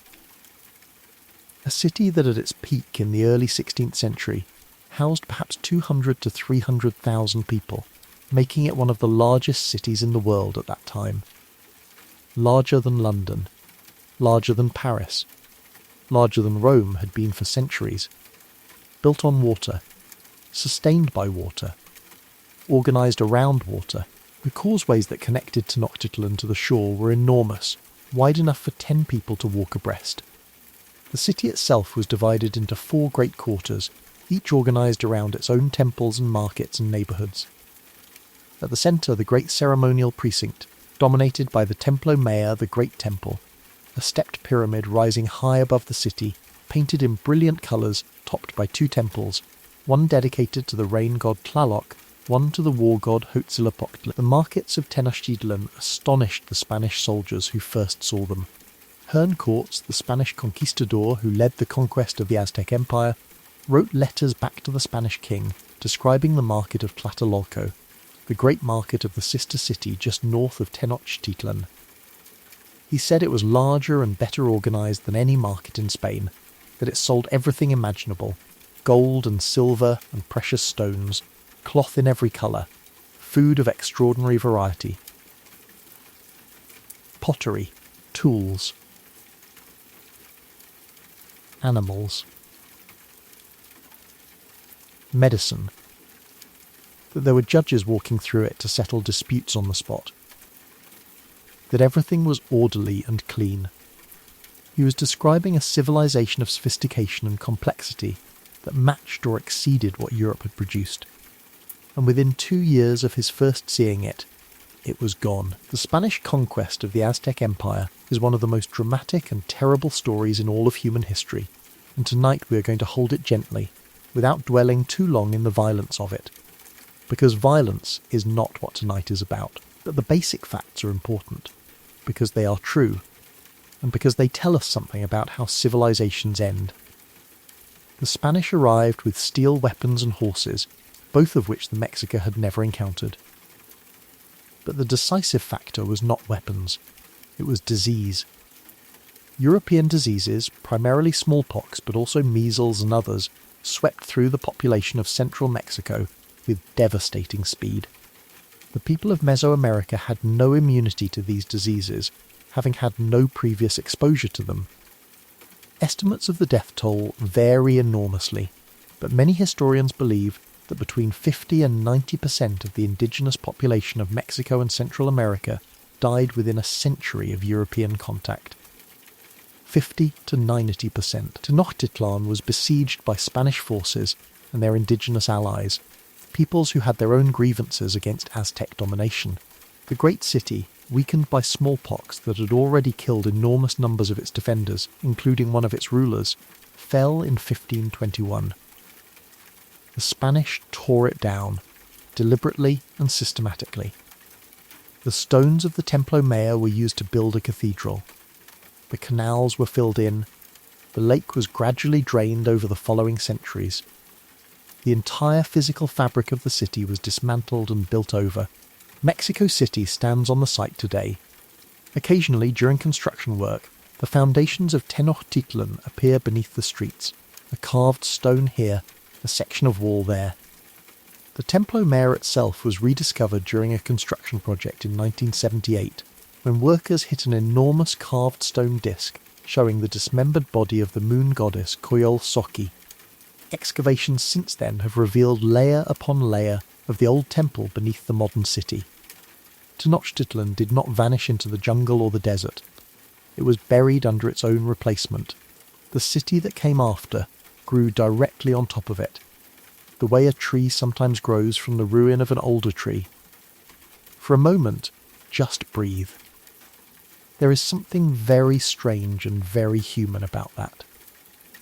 The way we build on what came before, sometimes without knowing it.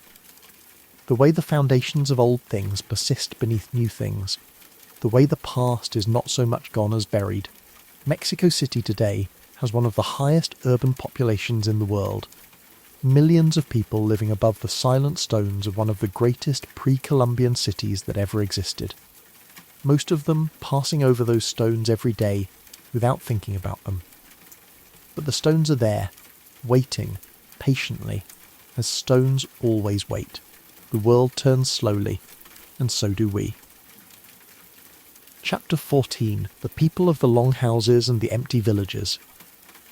Let us move more gently now.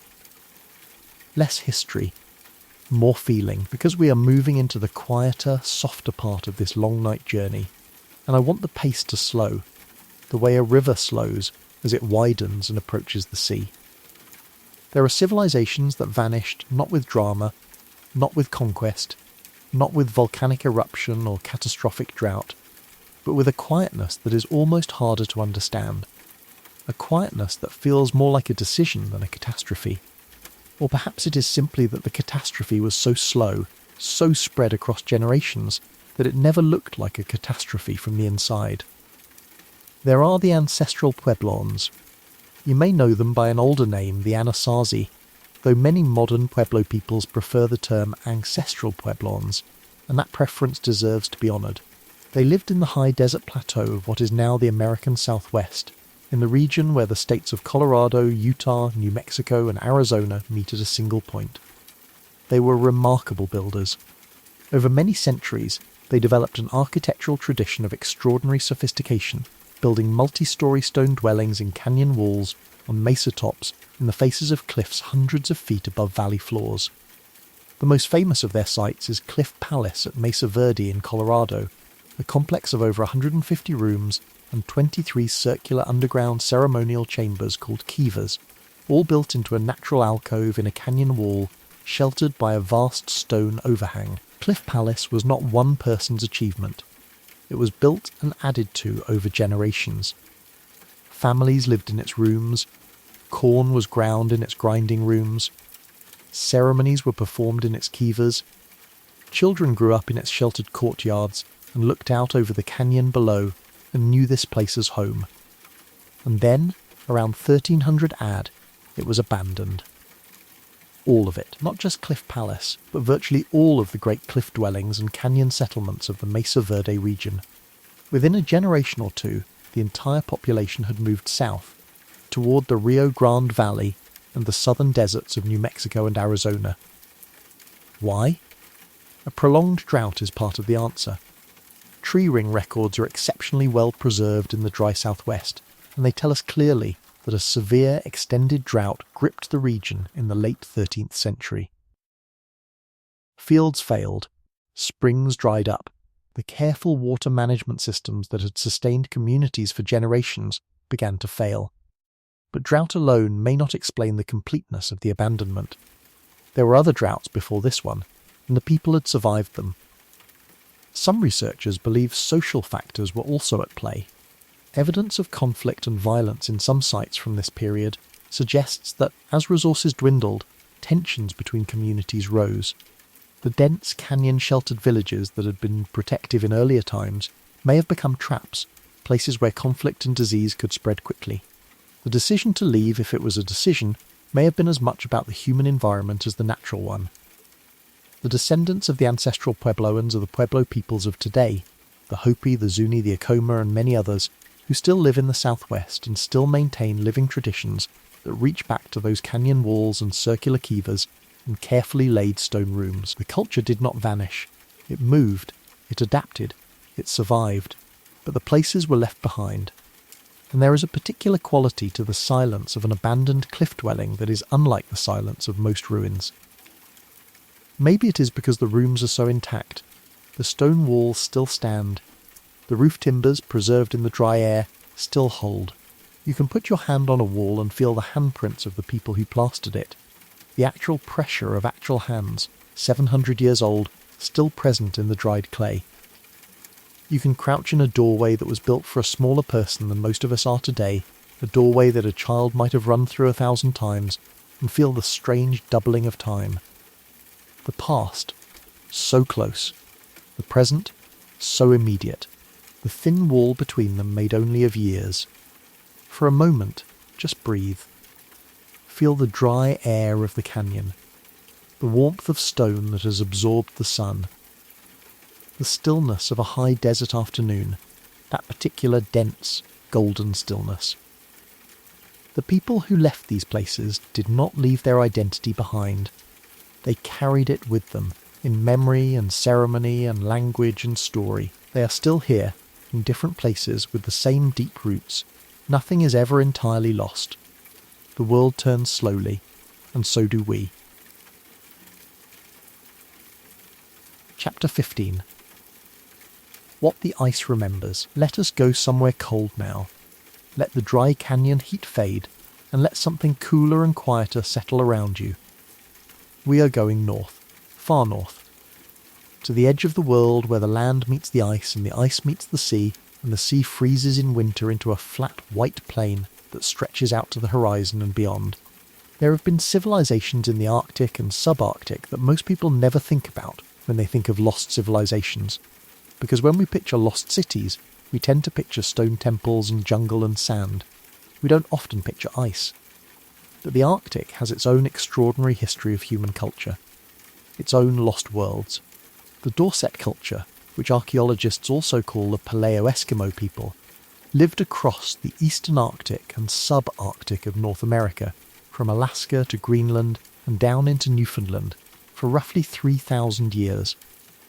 From about 500 BC to around 1,000 to 1,500 AD, depending on the region. They were extraordinary survivors. The Arctic environment they inhabited is one of the harshest on Earth. Winter temperatures dropping to extraordinary depths. Months of darkness. Sea ice covering the ocean for much of the year. Animals that were strong and dangerous and required tremendous skill to hunt. The Dorset people developed technologies beautifully adapted to this world. They made snow houses, the precursors of what we call igloos. They hunted seal and walrus and polar bear and caribou. They carved, with extraordinary skill, small sculptures in ivory and bone and antler. Tiny human faces. Animals in precise, expressive detail. figures that seem to capture something not just of the animal's physical form, but of its spirit, its essence, its relationship to the human world. These carvings are among the most beautiful objects the Arctic has ever produced, and they tell us something about the inner world of a people who left no written language. They tell us about attention, about the deep, careful, loving attention that comes from living very close to the natural world, from depending on it completely, from knowing every animal and every weather pattern and every quality of ice, not as abstract knowledge, but as survival. The Dorset people disappeared from most of their range around 1000 to 1500 AD, roughly. The exact timing varied by region, and the reason for their disappearance is one of the most interesting and discussed questions in Arctic archaeology. Because around the same time that the Dorset people were declining, a new people arrived in the Arctic. The Thule people, the direct ancestors of the modern Inuit. They came from Alaska, moving east along the Arctic coast with extraordinary speed, geologically speaking, spreading across the entire Arctic within a few centuries. The Thule had technologies the Dorset did not. Larger boats, the Umiak, capable of hunting bowhead whales, dog sleds, more efficient hunting tools, and possibly, though this is debated, better adaptation to the particular climate conditions of that period, which was warming slightly, changing the distribution of sea ice and the animals that depended on it. What happened when the Thule met the Dorset? Did they fight? Did they trade? Did the Dorset people simply disperse or die out from disease or resource competition? Were some Dorset people absorbed into Thule communities? The honest answer is that we don't entirely know. Genetic studies have found very little Dorset ancestry in modern Inuit populations, suggesting that absorption was minimal. The two groups seem to have largely not mixed. The Dorset presence fades from the archaeological record, and the Thule presence expands, and somewhere in that transition is a story we can only partially read. There is a haunting quality to the Dorset carvings. The tiny faces in ivory, some of them showing expressions that feel startlingly human across 1,500 years. Worry, maybe, or concentration. Or a particular kind of quiet awareness that comes from living on the edge of survival in a world of ice and wind and darkness and breathtaking cold light. They were here. They were fully, completely, richly here. And then the ice shifted, and the people shifted, and the world moved on. For a moment, just breathe. Let the cold air of the Arctic settle gently around you. Not uncomfortably cold, just clean and clear and very still. The kind of cold that makes you aware of your own warmth. The warmth of your body, your breath, the small reliable fire of your own living. You are warm. You are here. The world around you, whatever season it is, whatever temperature, is holding you right now. The world turns slowly, and so do we. Chapter 16. Reflections on the pattern. We are deep in the night now, deeper than we were. The stories have been coming for a long time, and I think it is time to slow down even more. To stop adding new information quite so quickly. To let what we have gathered settle and breathe. Because when you look at all of these civilizations together, when you hold them all gently in your mind at once, a shape begins to emerge. Not a frightening shape. A very human one. Every single one of these civilizations faced a version of the same set of forces. Climate. Resources. The difficulty of maintaining complexity over long periods of time. The vulnerability of systems that depend on everything working together perfectly. The challenge of passing knowledge from one generation to the next without losing something along the way. These are not ancient problems. These are human problems. They are as present and as real today as they were when the farmers of Mohenjo-Daro were watching the river change its course, or when the engineers of Tiwanaku were watching the lake level drop, or when the administrators of the Mycenaean palaces were preparing their desperate last tablets of instruction before the fires came. But I don't say this to make you anxious. I say it because I think there is actually something comforting in it. We are not the first people to live in a complicated world that felt uncertain. We are not the first people to lie awake at night wondering whether the systems we depend on are as solid as they look. We are not the first people to feel small against the forces of the world. Every person who ever lived in every one of the civilizations we have visited tonight knew that feeling. In different languages and different climates, surrounded by different kinds of stone and different kinds of sky, they knew that feeling.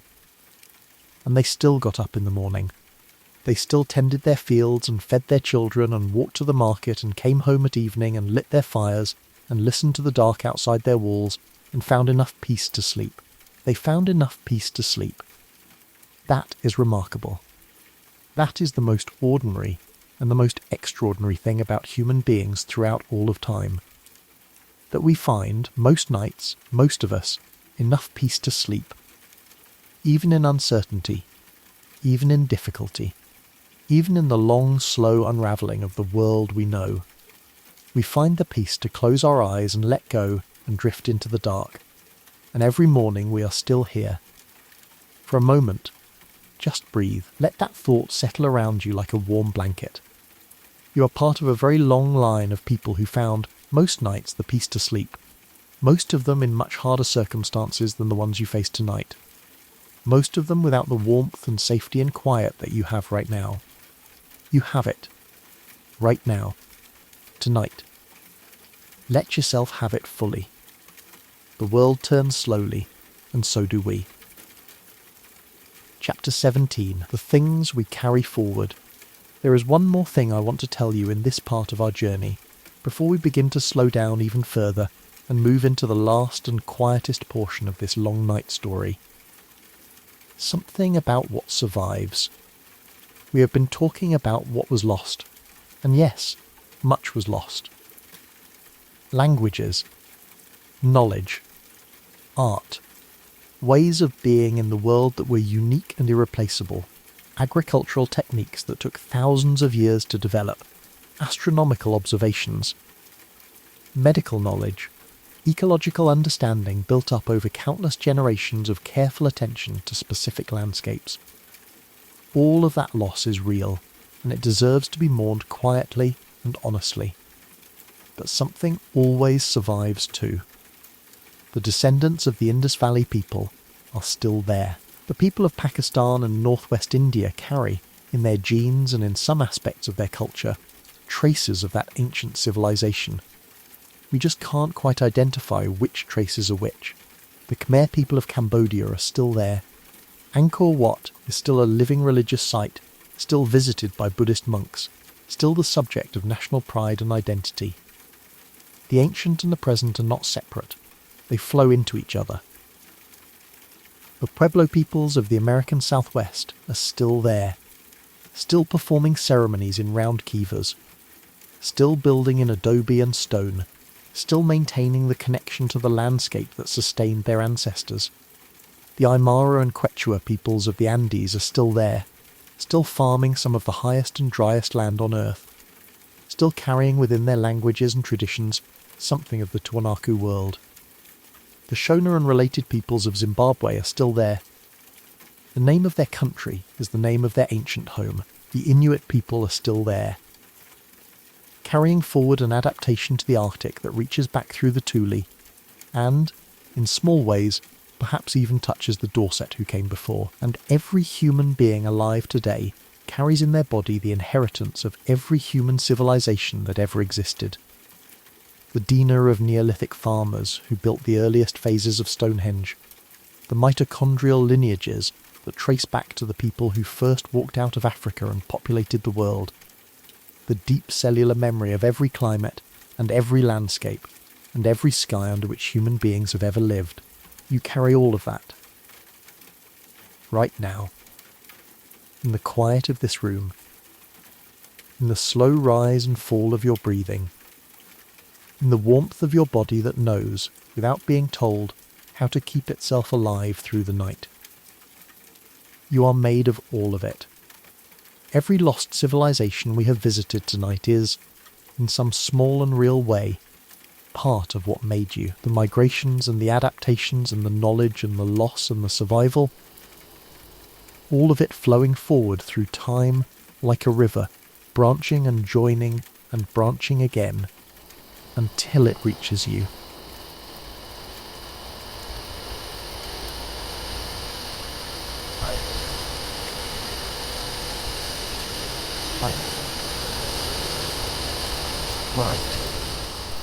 Right now, there is something deeply comforting in that, if you let it be. The idea that nothing is truly lost, not completely. That the things that mattered, the impulse to build, to connect, to make meaning, to care for the people around us, to leave something behind, to try to communicate with whatever is larger than us, those things have never stopped. They have never been lost. They are here, in you, in everyone sleeping, in every quiet house, in every city, in every country tonight. All of us, in different beds and different rooms and different climates, all of us descending from the same long chain of people who found, most nights, the peace to sleep. For a moment, just breathe. Let the weight of all that history be not a burden, but a kind of company. You are not alone in the night. You are surrounded by the long inheritance of every person who ever lay down in the dark and let go. Let go now. The world turns slowly. And so do we.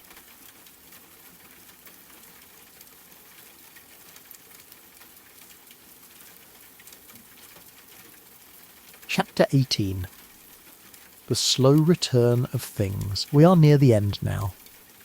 Not the end of the world, or the end of the story in any sharp or final way. Just the gentle trailing off. The way a piece of music, a very long and quiet piece of music, begins to play its last notes. Not with a crash or a flourish, just with a slow softening. One note fading before the next one comes, the silence between them growing longer and longer until the silence is the music. That is where we are now. If you are still with me, still gently here in the quiet dark, thank you for staying. You have travelled a very long way tonight, further than most people travel in a night of dreaming.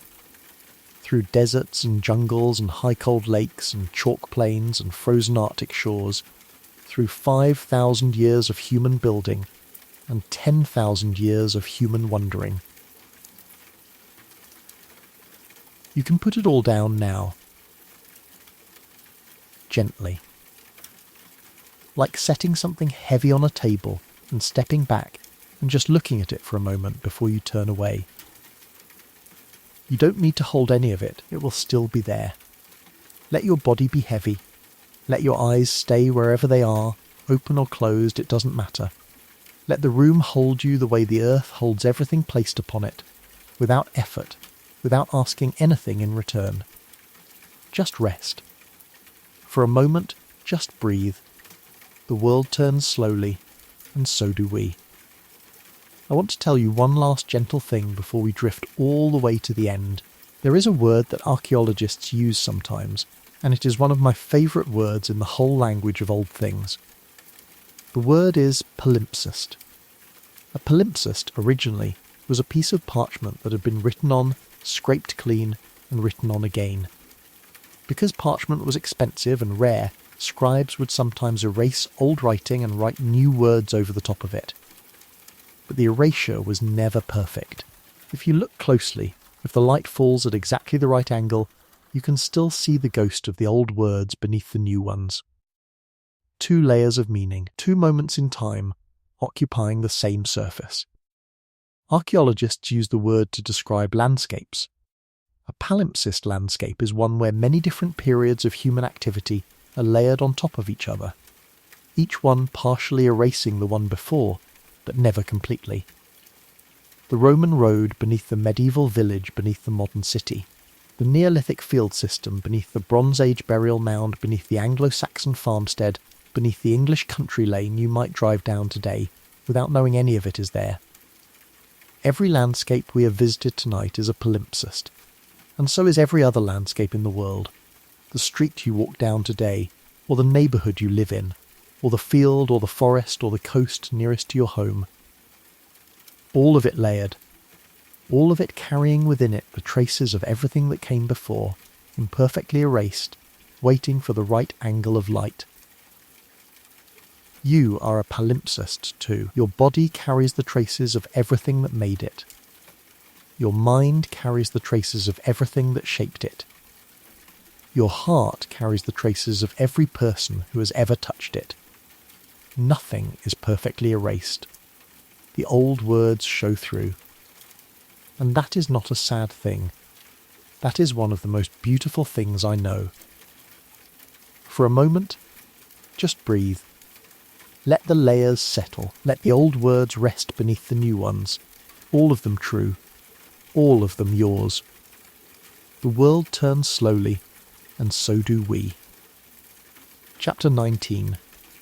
What the stones feel, if stones could feel.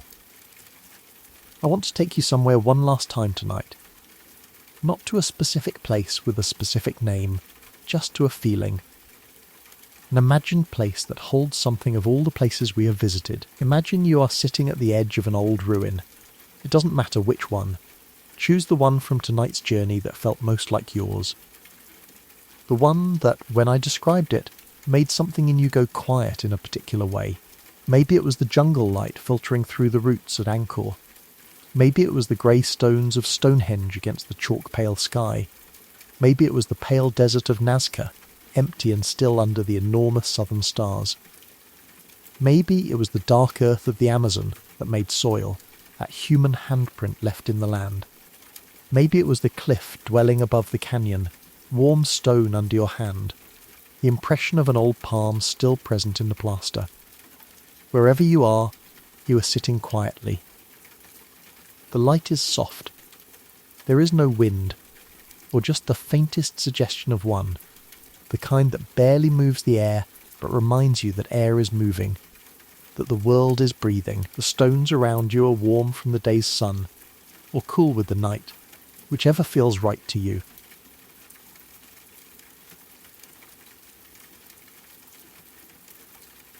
They smell of earth and time, of something mineral and patient, and entirely indifferent to urgency.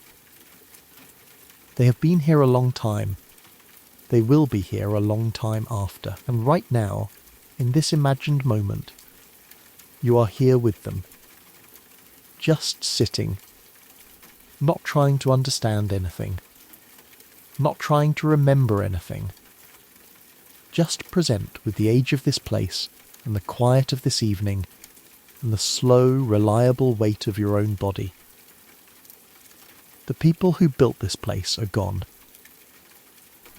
But the place is not gone, and in some way that is hard to explain but easy to feel, in places like this, the people are not entirely gone either.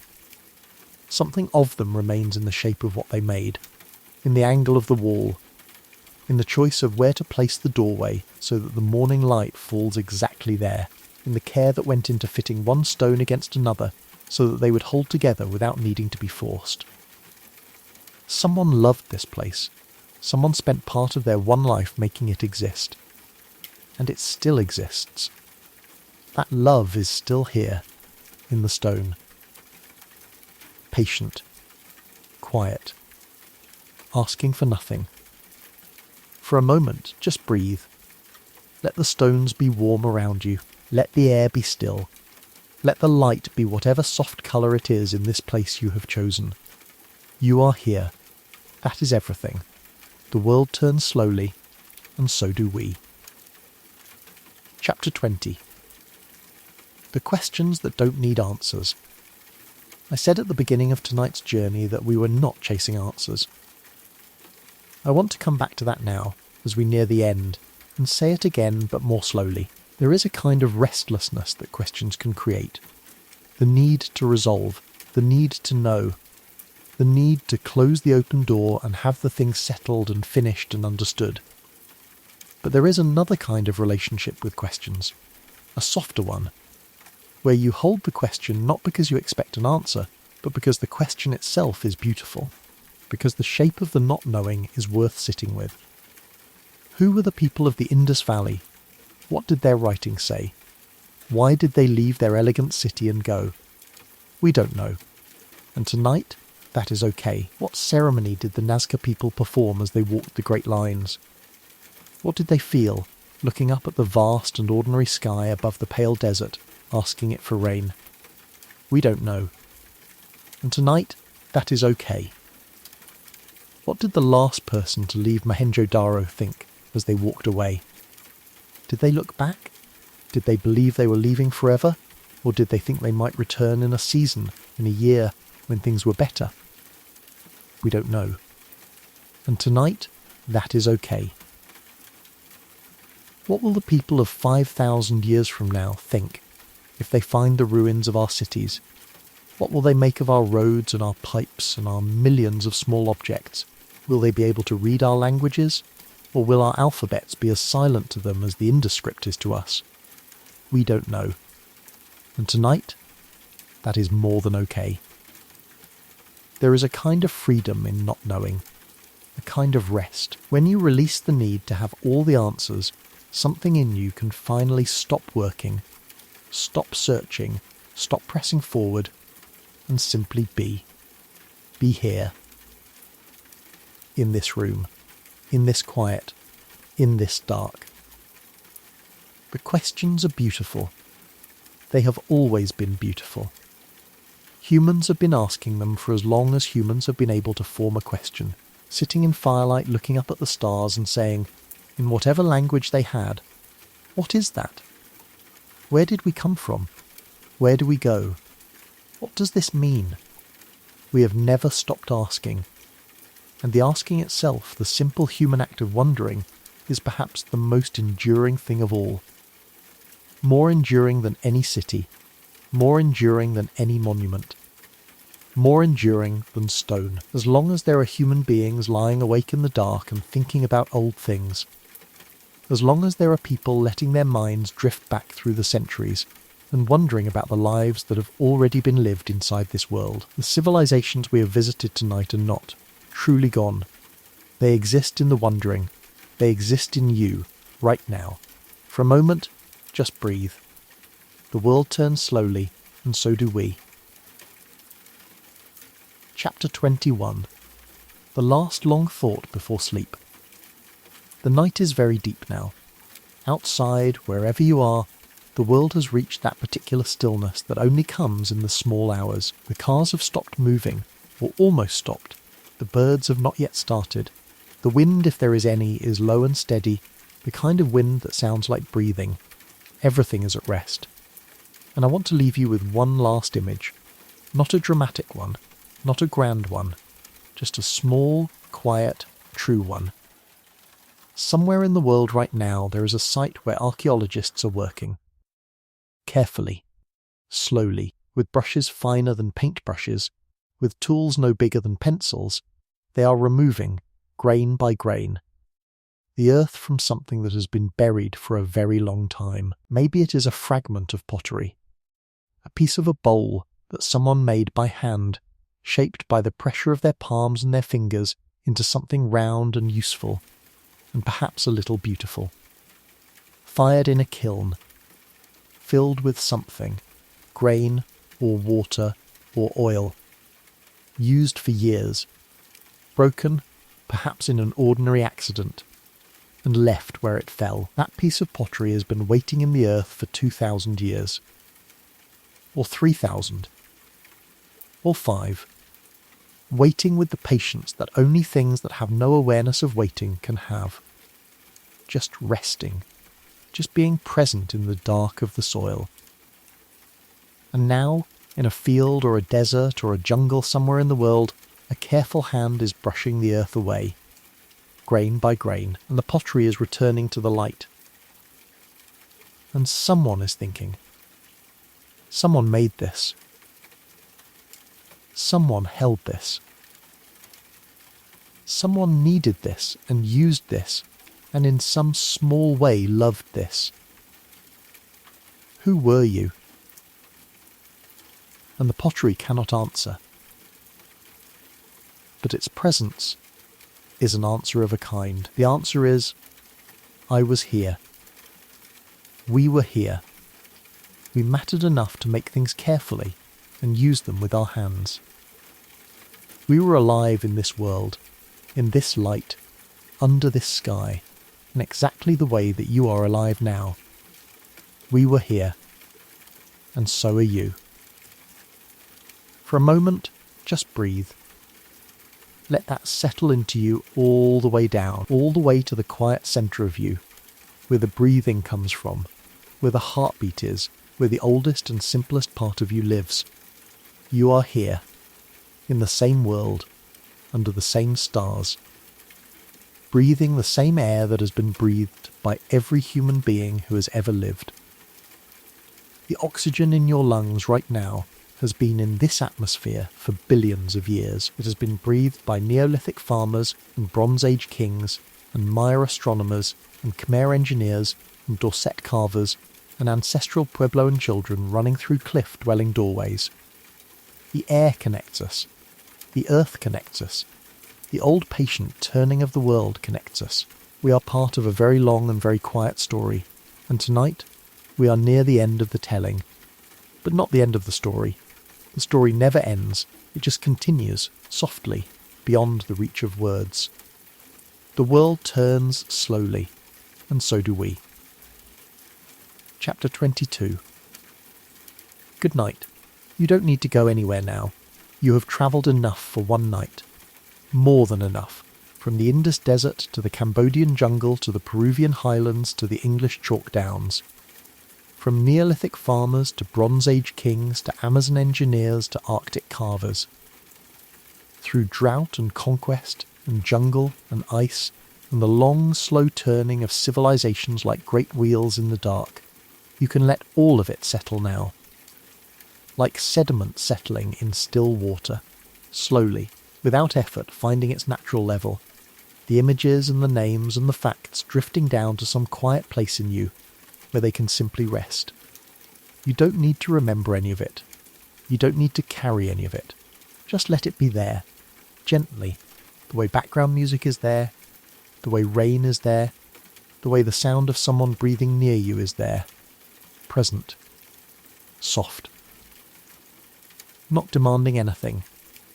If your eyes are closed, let them stay closed. If your body is heavy, let it be heavy. If your breathing has slowed to the long, deep rhythm of the almost asleep, then you are exactly where you should be. The room around you is holding you.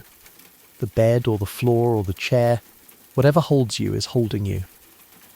The walls are keeping the night outside. The dark is soft and complete. You are safe. You are warm. You are here. The lost civilizations are resting in the earth where they have rested for centuries. The stones of Stonehenge are standing in the quiet English night. The drains of Mohenjo-Daro are resting under the Pakistani desert. The lines of Nazca are laid out in the dark of the southern hemisphere, invisible now without the sun, but there, patient, precise, waiting for the morning light. The gate of the sun is watching over Lake Titicaca under its high cold stars. The roots of Angkor are holding the stones of Angkor, the way they have for 600 years, slow and steady and completely without hurry. All of it resting, all of it at peace. And you tonight are part of that peace, part of the long quiet of the world at rest. For a moment, just breathe, one more breath in, slow, easy, and out. Let the next one come on its own. You don't need to manage it. Your body knows. Your body has always known. The world turns slowly. And so do we. Thank you for being here tonight. For travelling this far with me. For letting the old stories drift through you. For being curious and quiet and willing to sit with mystery and not demand that it resolve itself. That is a rare and beautiful thing. The people of Atalhik, sleeping above their buried grandparents. The Nazca priests walking their great bird in the early morning. The engineers of Tiwanaku watching the water channels with careful eyes. The children of the cliff dwellings looking out over the canyon at morning. The carvers of the Dorset world holding a piece of ivory up to the cold Arctic light. All of them, in their way, found the peace to sleep. And so will you. Right now. Tonight. In this room. The old world is under you. Layers and layers of it, all the way down to the beginning. And above you, the same stars that watched over every one of those civilizations, unchanged, turning slowly in their ancient patterns, as they always have, as they always will. You are held between them. Safe, quiet, resting.